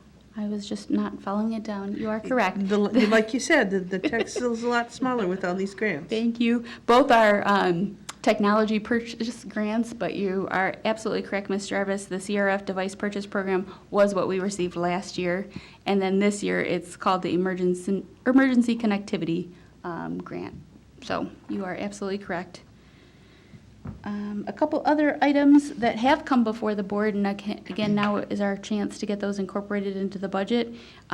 We applied for a program through the National School Lunch Program for equipment, and Mr. Francis brought that purchase to the board just a month or two ago. And then also the Voc Ed equipment grant, which is under the state sources, that Section 61C Voc Ed. That too has been brought to the board, the actual purchases, and now we are following up with the budget piece of that. That has actually reminded me of something that we discussed last week at the study session that I should circle back with you. On our general fund, you'll see a new, I'll say, line item. It's under the other financing uses. There has been always a line transfer to other funds, and in our final amendment, we're actually putting an amount in there. So the child care grant that we received for $1.4 million was to help offset existing expenditures we were incurring on behalf of the child care program. And so what I am proposing for the board to consider is the amount of expenditures we've been able to transfer from the general fund onto that grant, using that proportion to do a transfer to our capital projects fund to help us with our early childhood center. As we've been discussing, the construction costs have been very high. I'm sure Mr. Weber will probably be talking about that shortly. So we are looking at all the different ways that we can fund these projects. And so that is what I am proposing for your consideration. So if you look just above it on the custody and child care line, which falls under community services, our expenditures for the first amendment were $2.4 million. And now for the final amendment, I'm proposing that be 1.5, so about a reduction of $900,000. So it's that $900,000 that we are proposing to put towards the early childhood center and move that to our capital projects fund. Moving on to other funds, I think that captured what I wanted to point out on the funded projects. We really didn't have any substantial changes in the special education fund or the debt retirement fund. I could point out on the debt retirement fund, because of our property tax values going up, we did have some additional collections there, and that will help us as far as the fund balance. Again, those funds are restricted. We can't transfer them anywhere else. They only can be used for debt retirement payments. So that's what we will continue to do with those funds. And really, those were the main highlights for you. With that, exciting, you can see up on the screen, we've got our proposed millage rates for next year as we move into the 22-23 school year budget. These will be what is shared at our public hearing next week, which happens, I believe, 15 minutes before our regularly scheduled board meeting. For the general fund, our operating millage, we're proposing to continue to levy the 18 mills, and as you know, when the state is funding school districts and funding their foundation allowance, they assume that you are collecting these 18 mills locally, and if you were not to collect them 18 mills, they will not make it up for you. So it's incumbent upon us to levy those, and we'll continue to do a 50-50 levy. We'll do 50% in the summer and 50% in the winter. The other one that we levy is the debt retirement fund. So the debt retirement fund is the payment back of those bonds that were passed by our community and sold. And so last year, the debt retirement millage was 4.1, and it continues to be 4.1 for this coming year. We had some, the debt payments were being reduced, so we were able to pass a bond in 2021 and have it be no increase in the debt mills. So that's consistent with last year. The last millage that we levy is the sinking fund millage. That, because of the Headley rollback, is slightly lower than what it was last year. But because of the increase in property tax values, we actually are going to be collecting about an additional $400,000 for the sinking fund. So again, I think that's great news, because as we've shared, the construction prices have definitely been going up, and we have some needed repairs, so that will help offset the cost of those repairs. So with that, we'll move on to our next slide, which is a look at our general fund revenue. I wanted to go over a couple of budget assumptions with the board. First off is related to our foundation allowance. We've been following very closely things happening at the state. We've received the budget recommendations from both the governor, the House, and the Senate, and we've also heard the revenue estimating conference that took place at the end of May, and the revenue estimating conference was very positive, that revenues were up, and they were very hopeful in the budget that they'd be able to pass for the state aid fund. So with that in mind, we have budgeted, including categoricals, an increase of about $600 per pupil, which is something we haven't seen in at least, well, all my time here, so more than a decade. I can't tell you the last time that we've seen an increase like that. So we're very excited to see those numbers, and we're ready to put them to good use for our kids. The other budget assumption I have made is a loss of 100 students. That's roughly an average, looking back at a number of years, and also looking at our graduating seniors versus our incoming kindergartners for this coming year. I do want to make mention that I know you are aware of this. We did see a rather large loss in the fall of 2020. I think as a result of the pandemic, we had families in our community choosing other educational opportunities. We did this fall see that drop. I want to say that in the neighborhood of about a loss of about 160 kids, somewhere in that neighborhood. So we are thinking that we are going to see that kind of again return more to normal as people get back to normal. So I've assumed 100 student loss for this coming year. I've also budgeted for a $1.5 million increase in our special education reimbursement. So the district incurs roughly $30 million a year for special education programs. Half of that is incurred as part of our Act 18 program, and we see that in our special education fund. The other half of that, about $15 million, is incurred in our general fund, and currently out of Section 51C, I believe, we get a reimbursement of about 28% of those costs, so about $5 million of the $15 million is reimbursed by the state, leaving about $10 million that's not reimbursed. Starting just maybe 2 years ago, we've started to see this new categorical called Section 51F, and it's an additional percentage of a special ed reimbursement. So that is 2% this year, and we've seen, or we saw in the proposals that could be up to maybe 8% of a reimbursement. So if that does come to light, which I think we will see because it seems to be a lot of support for that, that could be an additional $1.5 million for our general fund to go towards reimbursing us for costs that we're already incurring. So that's great news. Another budget adjustment for this proposed budget is the change regarding our Wayne County enhancement millage. So the Wayne County enhancement millage was first passed by Wayne County residents in 2016, and at that time the revenue was only shared with local school districts. Legislation has changed that, so now with this new levy for this coming year, it will also be shared with public school academies. And so for us, we anticipate that will be a loss of about $1.7 million for our general fund. So we've accounted for that in this budget.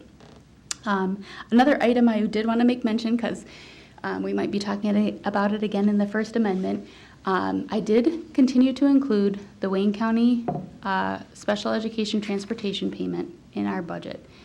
And as we saw in the Wayne RESA budget for this coming year, in their proposed budget, they did not include that in their proposed budget. But based on their projected fund balance, I'm very hopeful that they will end up incorporating that into their budget for next year. So in an effort to be, I want to make use of funds that are available, but also make you aware that that is an assumption I've made with our budget. So if that's something that the board's not comfortable with, you're very welcome to share that, and we can adjust the budget accordingly. But again, based on the Wayne County based on the fund balance that's projected in the Act 18 fund for Wayne Risa, I did think that we could leave that in our budget for this coming year. So I'll definitely update you if I hear anything differently. Mrs. Opus? So I just want to pause here for a moment, because this is important that we have the opportunity to get your feedback. I know that we sent off the board's feedback on that, and representing the conversations that both Mrs. Smith and I have had. And I know that they will continue to look at that and revisit it. But I just want to be clear that right now, we are planning to include that in the proposed budget. And I know that Mrs. Smith works diligently to have the budget reflect where we believe, the projected budget reflect where we believe we will end up. And so I want to be sure that you're comfortable with that. If it does not take place, then in December, we would make that adjustment and take those dollars out. But I just want to give you the opportunity to pause and weigh in on that. Otherwise, it becomes a significant variance if all of a sudden in October, we're told we're going to get those dollars. Now, we're planning differently, and we have planned use of fund balance, and all of a sudden that may throw that. So I wanted to just pause and give you an opportunity to weigh in. Questions? Anybody? Mrs. Burton? That's perfectly fine with me. I think that that's responsible. I think that that it seems to be what's being implied, that that's going to continue without being stated as such. And I understand that Wayne Risa is needing to make sure that all other expenses for their coming year are settled before they're going to commit to that. But I agree with their fund balance in the very, very, very healthy condition that it is in for Wayne Risa. I don't see how they could not be doing that for a fifth year in a row.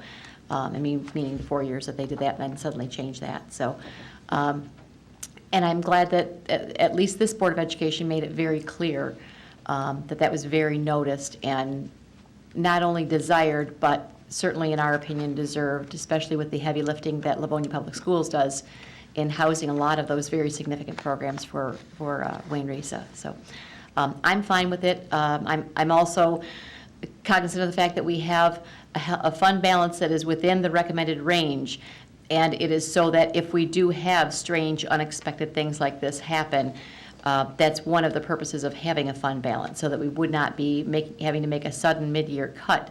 Mm-hmm. We could utilize our fund balance for that purpose, even though I certainly hope we don't have to. Yep.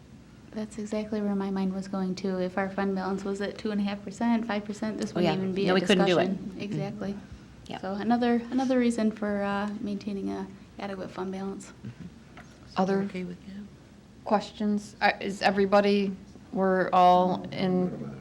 I'm fine with it. Okay, thank you. And I agree, Mrs. Burton, you took my comment, was that I think, this is a great way where we don't have to be ultra conservative and then not be able to use those funds. We have a healthy fund balance, and we can be a little more aggressive with our spending because we have it in the bank to be able to utilize, and we can make those adjustments in future years. We don't have to worry about, as was said, cutting that. Any other questions on this, Mrs. Jarvis? Thank you. Having the fund balance that we have does give us a certain sense of flexibility that we wouldn't otherwise have, and that's something that we have worked long and hard to achieve. That being said, I am not comfortable with basing a budget on an assumption. Risa said in no uncertain terms every year that this was a one-time thing. So we have to ask why they would say that, and I think the reason they would say that is specifically so that we don't base our budget on that assumption, and yet that's what we're doing.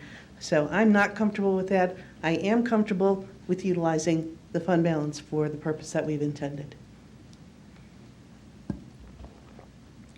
Others?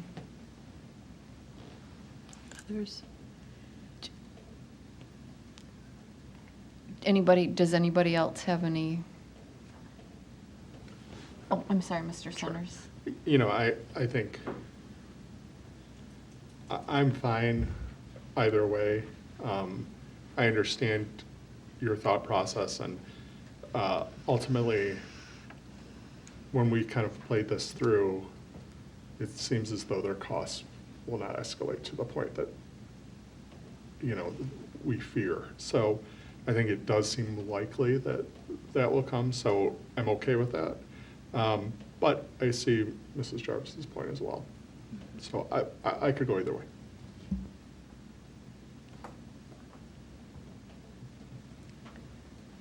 Mrs. Acosta.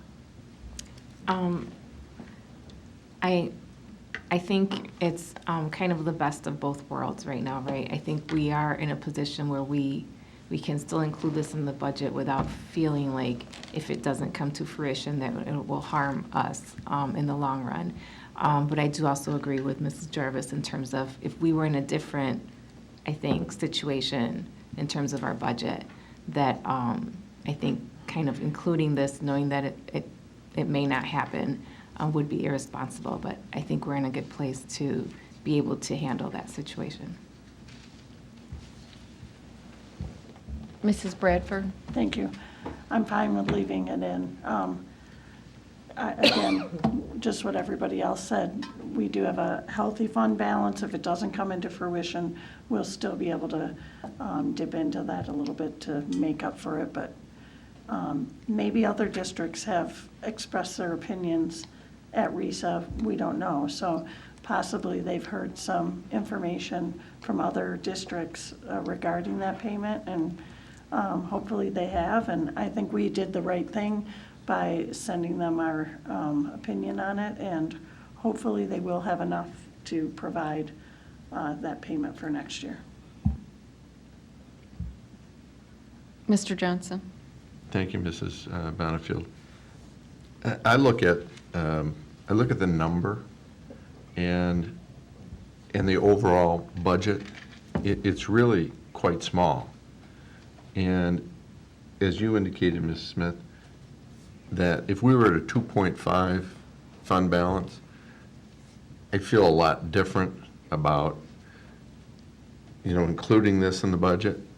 But in the overall bigger picture, and I hate to say that $400,000 is small, but relative to the entire budget, it's just a minuscule part of it.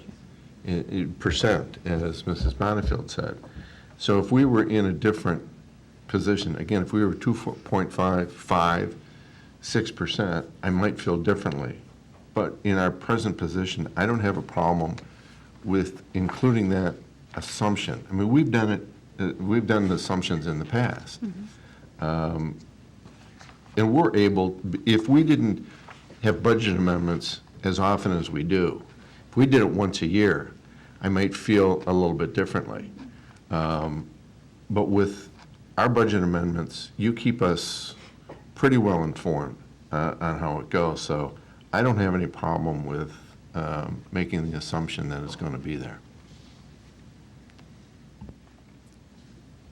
Anybody else? Yes. Oh, I'm sorry, Mrs. That's Burke. okay. I'm glad that we do look carefully at these things, and I hope this shows folks who are listening to our meeting that we don't just nod at every proposal that's before us. We really do take these very seriously.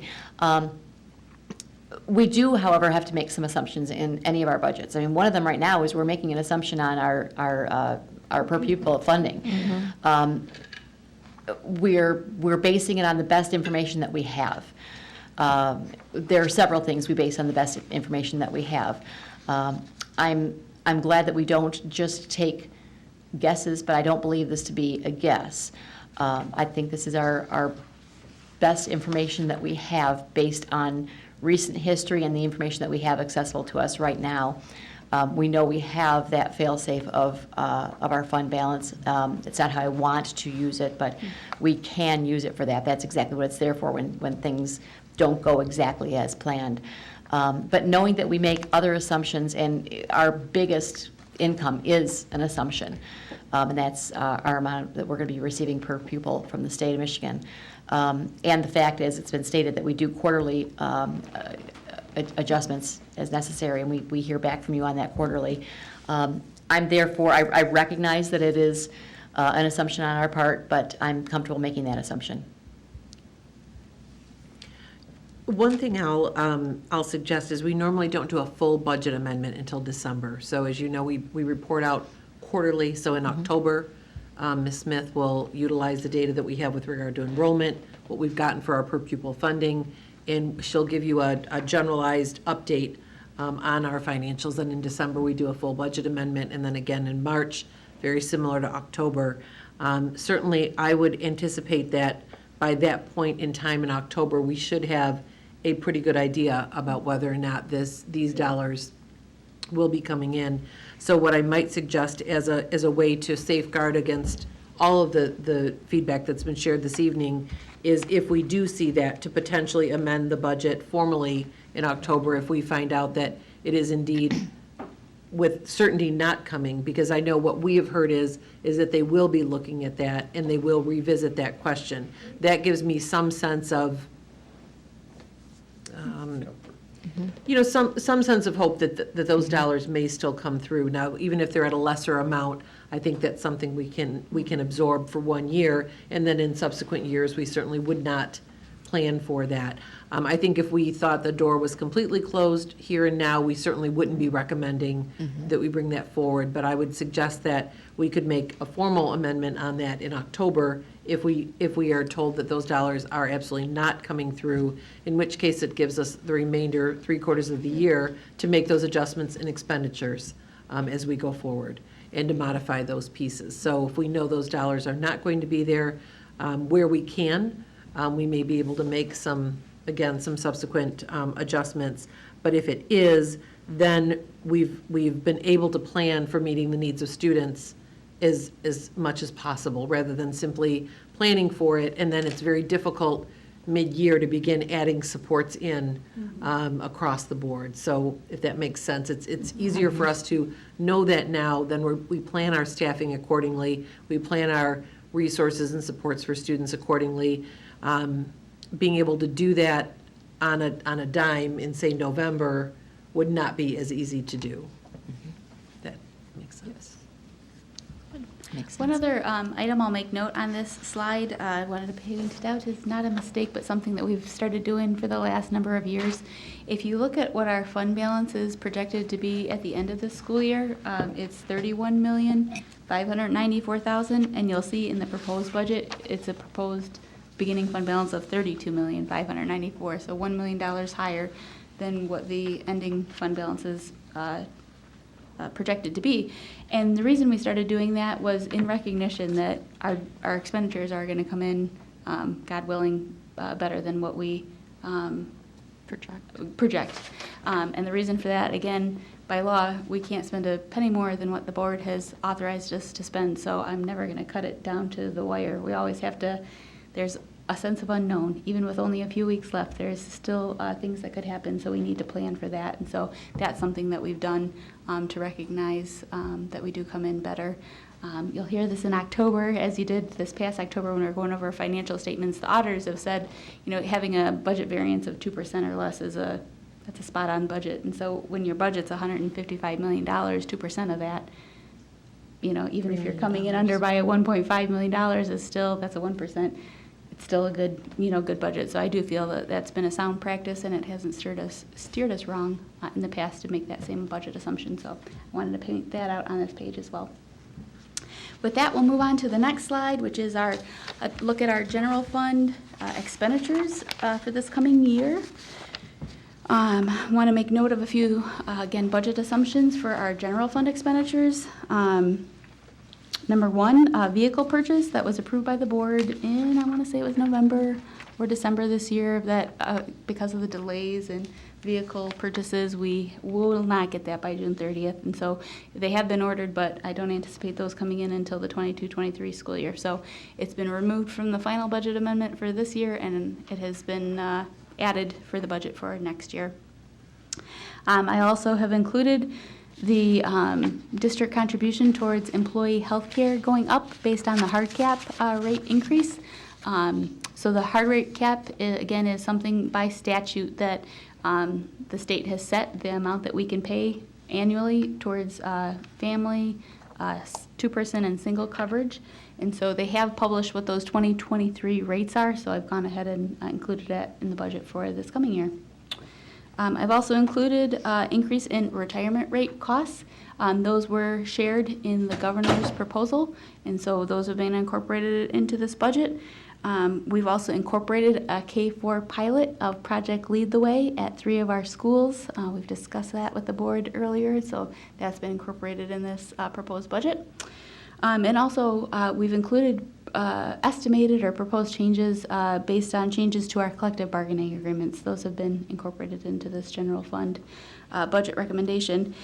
So you'll see this is, again, a continued use of our fund balance, a planned use of our fund balance. So looking at total expenditures in this coming year of $164.7 million and ending the school year coming up with $29.5 million, or just under an 18% fund balance. So still well within the 15 to 20% recommended by MSBO, but a use of that on the students and staff before us now. With that, I'll move on to other funds, unless there was anything you'd like to discuss on the general fund. Okay. As far as the other funds, and now we'll be switching gears. So we're on the 2023 packet? Exactly. Right, board book? So we just went over the first 2 pages, the general fund revenue and the expenditures. You'll see a big draft written across the grants. Those are still a work in progress. I'll make sure that those are complete and ready in your packet for Wednesday. What I do want to do is be really thoughtful with, again, how we're utilizing those dollars this year to get you a really good estimate of what our carryover amounts will be for the next year, primarily like our ESSER, our federal grants related to the pandemic. So that will be updated for the board well before the board meeting. I also wanted to make note of a change you'll see in our food service fund, which is a few, I should go in order actually as we go. So we've got our special education fund. I don't have any major changes proposed for the special education fund. For the debt retirement fund, we've updated that based on our coming bond payments and interest payments for this coming year. Next is the 2021 bond. Next year we'll be in the full swing. We'll see the summer 2022 projects come to fruition. We'll be paying those invoices this year, and then we'll be starting on the next year. So you can see that the expenditures are estimated to go up from what they were this year, but still obviously within the what's been approved by our community.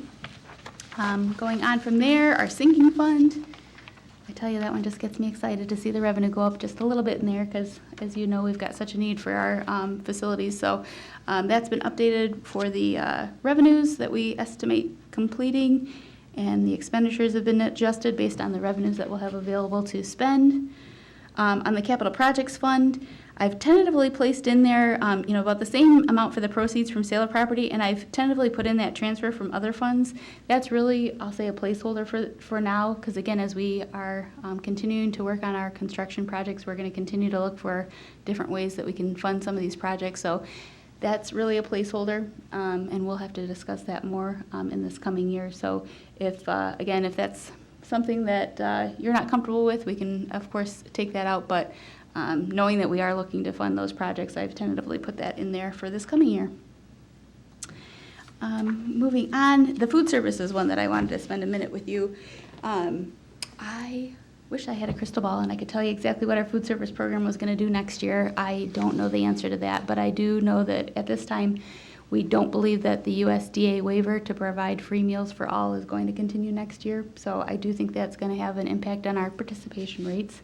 And that also will have an impact on our reimbursement rates. So I'm blanking on what they call this particular grant under this new waiver, the USDA waiver that provides the free meals to all. But long story short, that reimbursement rate is higher than what the standard National School Lunch Program reimbursement rate is for meals. So on the food service fund, you can see in the final budget amendment, we are our fund balance is projected to go up because the reimbursement rates really have been great for the district. So as you may recall, well, you can see it actually, our beginning fund balance was just under $40,000. So we've been able to build back that fund balance again, which is fantastic.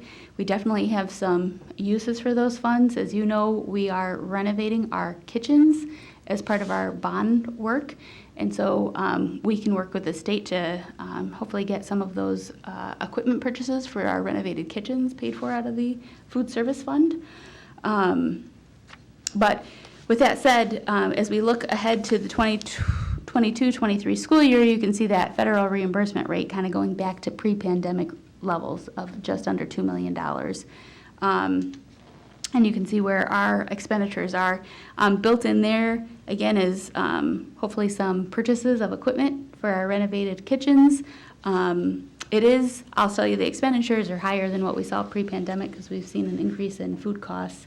So that's something we're going to keep a positive eye, or keep an eye on. But you can see where our fund balance is still projected to be next year, still just under a $1.2 million fund balance in the food service fund. I know one other thing I wanted to mention, something that we are looking at closely too, is our meal charges for families. We do not, we're not looking to raise that significantly, but because of the food costs going up, The reimbursables going down. and the reimbursables going down, that is most likely going to be something. We're looking at the neighborhood of maybe a quarter a meal. So again, we don't want that to be a burden on our families, but we also have to be responsible with, charging what we need to charge to be able to cover the costs that our food service program is incurring. So I wanted to mention that. And I think that was really the last big change. Health and Welfare Fund, nothing big there, or the Scholarship Fund. We're back to our school activities. So that is our budget recommendation for this final year and the recommendation for this coming school year.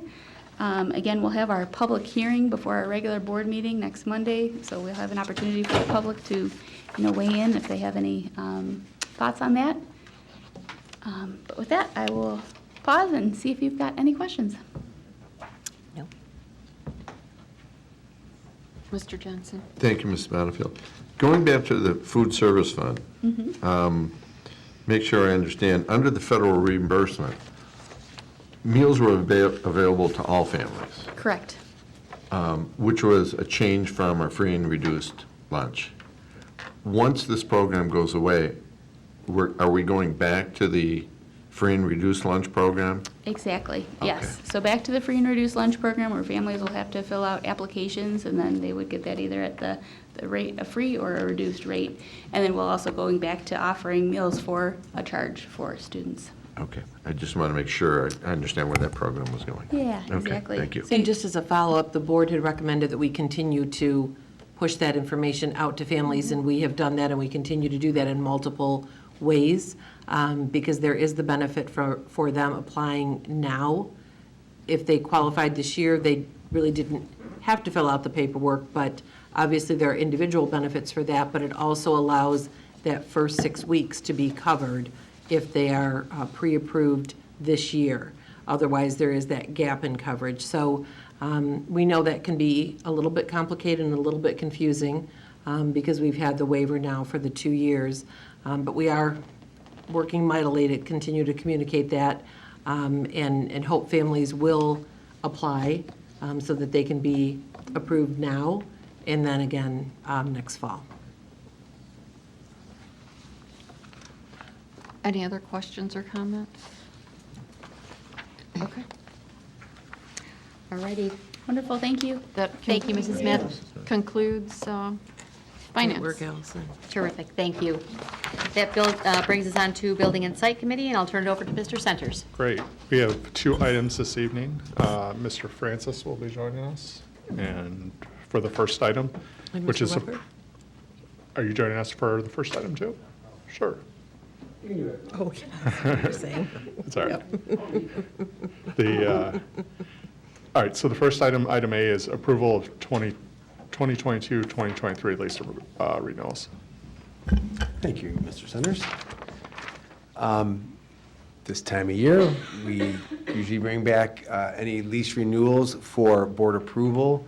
In your packet, you saw the leases for 4 different organizations that are leasing out space in district properties. Those spaces are, we have CAS, we have a child care at CAS, we have a preschool at Nigiero, and at Marshall, we have another child care, as well as the Garfield Cooperative Preschool over at Marshall. So those are the 4 leases you saw in your packet. All of these folks have been pretty long time tenants, some literally decades with the district. So generally speaking, the process is that we work on a lease renewal. There's often minor changes at minimum. The dates is the very minimum. Sometimes if there's a change in square footage, there weren't any for this renewal. There were increases in the leases. We have written in each lease an inflationary level for the local CPI for the Detroit-Warren area, and those were put into place. And essentially, all 4 of these tenants have received them, reviewed them, signed them, and the next steps would be then to bring to the board for approval at next week's regular voting meeting. And once the board in totality votes on them, and if the board approves all 4 or however many of them, then they would be signed by the president and the secretary of the board. Any questions? Mrs. Burton. Assuming these are all approved, is this something we can put on the consent agenda? I have no objection. Anyone? Okay. That's fine. Very good. All right, great. Let's put that on the consent agenda. Thank you. That brings us, Yeah, pardon me? The third? Yeah. So a quick note, thank you for bringing that up. On the 2 tenants that are at Marshall, we did just add a caveat into the lease. One of the changes was based upon the age of Marshall and just trying to be forward-thinking. We put a line in that stated that capital improvements that would total more than $30,000, the board is not required to make those capital improvements, because we know, again, that it is an old building, has a lot of original equipment. That wasn't an intention to say if something breaks that we're not going to fix it, because we have a line in there that says that, of course, we're responsible for the building and the maintenance of many of the things. It was just sort of a safety net for the board in that if something major were to occur, we weren't required over that threshold to have to replace it as a capital project. We would first try to repair and get something that would get us through the short term versus that. I did let both tenants know, pointed out that change, and just the conversation of, we have no intention to say, oh, that's broken, we're not going to fix it. We would still do that. It was just because of where we're at in some shifting, and I think the board has heard actually from the tenant over at Marshall about any future needs, et cetera. So we're going to work with them, and once the school year ends, I've already said to the folks there, come on in, we'll sit down, we'll talk a little bit about some of the ideas where we'll go down in the future, because they've literally been with us for decades, and we want to make sure that we're having those conversations in advance. We just don't want to commit to putting $500,000 in that facility Right. if that is not the most financially prudent, but while still following our obligations, to the lessees. So we thought that was a good safeguard for the board to say that we are not required to exceed the $30,000 threshold. And I guess since we're on that topic, that statement was created by district attorney. The district attorney sounds like I'm watching Law and Order, but yes, our district's attorney. And while we were having that conversation, I also had asked Clark Hill to, as we go through this next year, to update our lease template. It's been used for many years, the one that we have, and I had asked for an updated template, just kind of give us to make sure that we're covered in the future, the board's covered in the future. So just a little update you'll probably see in another year from now, something that looks a little different than what you've been seeing. all right. Any questions? Mrs. Bonnefield? Mr. Francis, do we have, I know, like, especially for like Cass and Marshall, any, I don't want to know what they are, just a yes or no question of, do we have any, like, has Plant Moran Cressa gone through, do we have the idea of like where the roof is on that? We do have an idea, And yes. so we have, even though those buildings aren't currently being used as school buildings, we've gone through the same process, Correct. so we know what the levels are, so we have, okay, we The don't have to document, go back and the do it. extensive Excel spreadsheet that we keep and that we update, we have all of our properties on there. And Okay. when a property gets sold, such as the Adams Building, Sure. as an example, not too long ago, or Wilson, we can remove it from there and state, sold in such and such a year. But Okay. otherwise, we do keep We those do have buildings. an idea Cass and where Marshall they are are. on there, et Okay. cetera. Yep. Okay, thank you. You're welcome. Great. Anyone else? All right, that will move us to item B, which is approval of the LCTC/robotics bid results. Thank you very much, Mr. Centers. I want to welcome Brian Weber, Plant Moran Cressa, owner's rep, to join me. Good to see everybody. This evening, we had discussed, both Brian and I had a conversation with the board at the site session last week, that the bids for the LCTC, the partial renovation, as well as the robotics build on the same property, those bids had come in. We wanted to bring them today to review and then put those on the voting meeting for next week. We did have a conversation at the study session about, in just sort of preparing the board to understand that the market as it currently stands, that these bids were certainly higher than we expected. We had conversations with Mrs. Oquist joining us with the board, stating we certainly aren't going into this blind or ignoring the fact that the market is clearly much higher than it's been in the past, and that prices are higher. You'll note that in the documentation that was in your board packet, and as mentioned last week, we're over the original budget by a significant amount for this project, but we have cost containment measures in place. We have owner's contingency that will be used on this project, and we have some of the conversations that we had last week with those cost containment items to start moving some money back into owner's contingency to replace what would be coming out for this. So we certainly will continue to be good stewards, working very hard, implementing some of those ideas that we discussed with the board last week. So for those tuning in and they start perhaps hearing some of our conversation about the bids and the bid results, just wanted to let everybody know that this board has had a conversation with administration and the plans that the bond team are going to have moving forward. So with that, I will pass over to Mr. Weber and let him go through the Plant Moran Cressa letter that was created and the information that we had with regard to the bids for that LCTC/robotics project for the bond, 2021 bond.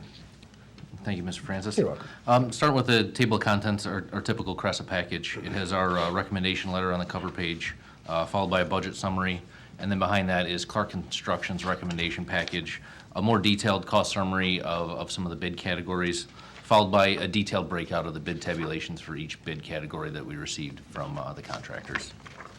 So turning to the first page of our cover letter, typical with all trade contractor bids, it was publicly advertised in the newspaper as well on the state website for construction bids for the 2-week period. So those were issued on May 5th, 2022. We received bids on May 24th. As typically done, we review all those, open publicly, and then bring in our assumed low bidders or apparent low bidders at that point for post-bid interviews. There will be a couple noted contractors on here that were initially lower. We had those interviews, did not meet bid qualifications for one form or another. I had to go to the second bidder, interviewed them, and if they had their complete scope, then that would be included in this recommendation. So working through that timeline, for the next few days, we went through that process in preparation for this recommendation letter. And then rolling into the second page with the cost breakout, we can give a high-level total what the projects came in at for a bid. So if you go to page 4, we have... If I want to jump in, Oh, just sorry. on that first page, there is one of the paragraphs that mentions that we are accepting alternate number 4 and alternate number 7. It may sound like, why would we take alternates when we know that we're running over the original budget? There are some things that you can say, you know what, that we did that as an alternate just to see what the price would be between X and Y, and you know what, it didn't work out with regard to those prices, such as doors, thinking that traditionally metal doors come in lower than wood doors, but right now in this market, they did not, wasn't a significant savings, things like that. But that was actually in the other project. It was. Sorry, But it- apologize. Go ahead. Go ahead. Another example, we had a couple different alternates in here, some of them more elaborate siding or more elaborate details that weren't a necessity, but we wanted to test the market to see if they came in favorable pricing, and we opted not to take some of those, but there were ones that, for the long term, we felt it would make the space be Yep. more utilized properly. For example, one that jumps out is that the nano wall. We've talked about the nano wall. That's the glass wall that can fold open and create more space. And from the fly-through, you might remember the 2 flexible classrooms that are being built into that central spot, that flexible space that both robotics as well as LCTC can use them at different times. If we don't put the partition in between those 2 rooms, really, you don't come back and do that.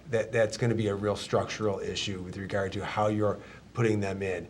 And the idea being that you could then open up that wall and take 2 rooms and make it into one, whether that be for LCTC and any events they might have, or for robotics and bringing in a larger group into that space. So it just felt like we're already here. To not do it takes away a utility for both of those groups, the school and the club, that we wouldn't be able to come back at a later date and say, we can just add that. That's not a simple add down the road. So those are the types of things that we want to consider when we're looking at alternates for a project like this.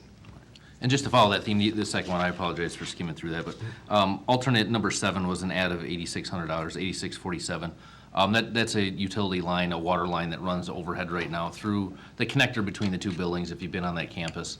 We'll already have contractors doing some other work in ground where it's typically water lines are.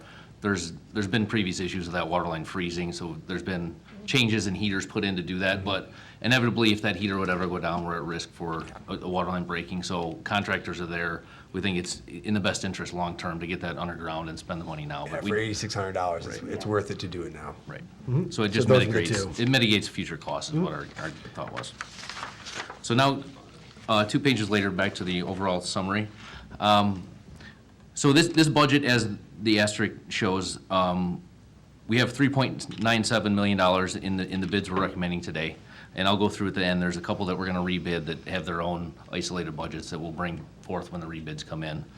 So our budget for Hart Construction was 3.97. Our actual bids came in at $8.63 million. So it shows that $4.6 million variance for those bids. And then working through to the CM fees and costs, these are just multipliers based on the cost of the work. So our general conditions came in at $172,000. And then the CM fee, that's just a multiplier that we worked out in the contract with Clark. That's a 2% fee that they get that's established. And then jumping back up, the staffing and reimbursables, those were negotiated with Clark Construction contract last summer when we brought them on board. Rolling into the construction contingency, we have this noted at 7%. And just a little perspective, when we came for Project 1 last summer, or for this summer's work a couple months back, that was a 9% one. We're in existing buildings in these renovation work. This is more new construction, less unforeseens, less risk, so we dialed that down to 7%, which is the norm for the industry. And then totaling that down, bottom line was that our budget overall for these packages were $4.46 million, and bids came in at $9.592 million. And I'll roll through a little bit of the high level on that. And just to clarify, the bid sections that we're going to rebid, we felt we had low bids or there are anomalies based on more so than what we see here. They're even higher than what we expected. Were metal studs in drywall, the interior carpentry package essentially. Our metal panel package came in higher than we had anticipated. Our roofing bid, we had one bidder and it was extremely higher than what we had seen previously, knowing, if you've seen us before, recommending for the sinking fund, this was even higher than what we've seen previously. Yeah. So To clarify, everything came in higher than Yes. what we expected. These are more like outliers to Right. say. And then talking with Clark Construction and our partners at TMP, the architects, would it be worth going out? Can we either tweak something in the bid or somehow find some savings in a rebid, or are we just putting it out for the same folks to bid the same thing again? These were the items that we came to a conclusion. There was one, the overhead roll-up door, that nobody bid the first time. We're going to, of course, put that one back out. But the others are trying to be somewhat of a measurable cost savings with regard to, yes, everything we could say was higher than what we expected. These were more like outliers and things that we could actually do something to the bid to put out again. That's, yeah, well said. It's correct. It's not as if we didn't look at all of the bid categories. We felt that some of these, the ones we're bringing forth today, they are higher than we expected, but we didn't see any benefit to putting it back out on the street. We didn't see there was a benefit to the project overall.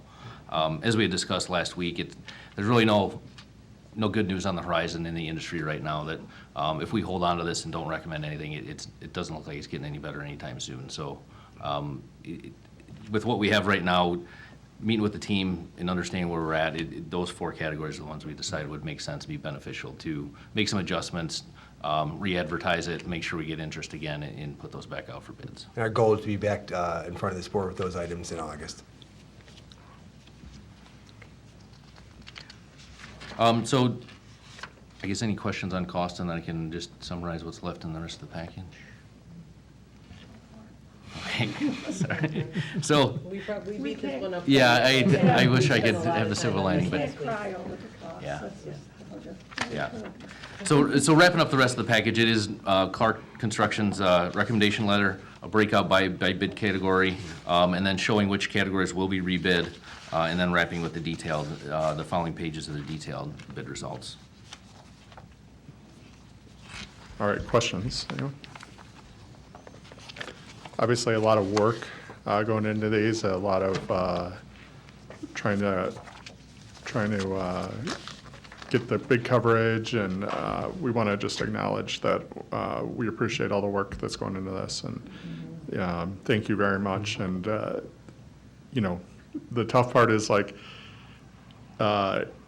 you know, getting the numbers in, not the way you want, but when the building starts going up, the excitement will be well worth it. So You kind of stole what the same sentiment was, that we're still very excited about what's going on. It's going to be very, very exciting, and so, yeah. Well, Brian, thanks for joining us. Thank you for having me. Asking for this on regular. Regular. Yep. Good. Thank you. That concludes building the site. Thank you. Thank you both very much. Thank you for staying so late. Yes. The next item on our agenda is policy. Mr. Johnson? We do not have anything.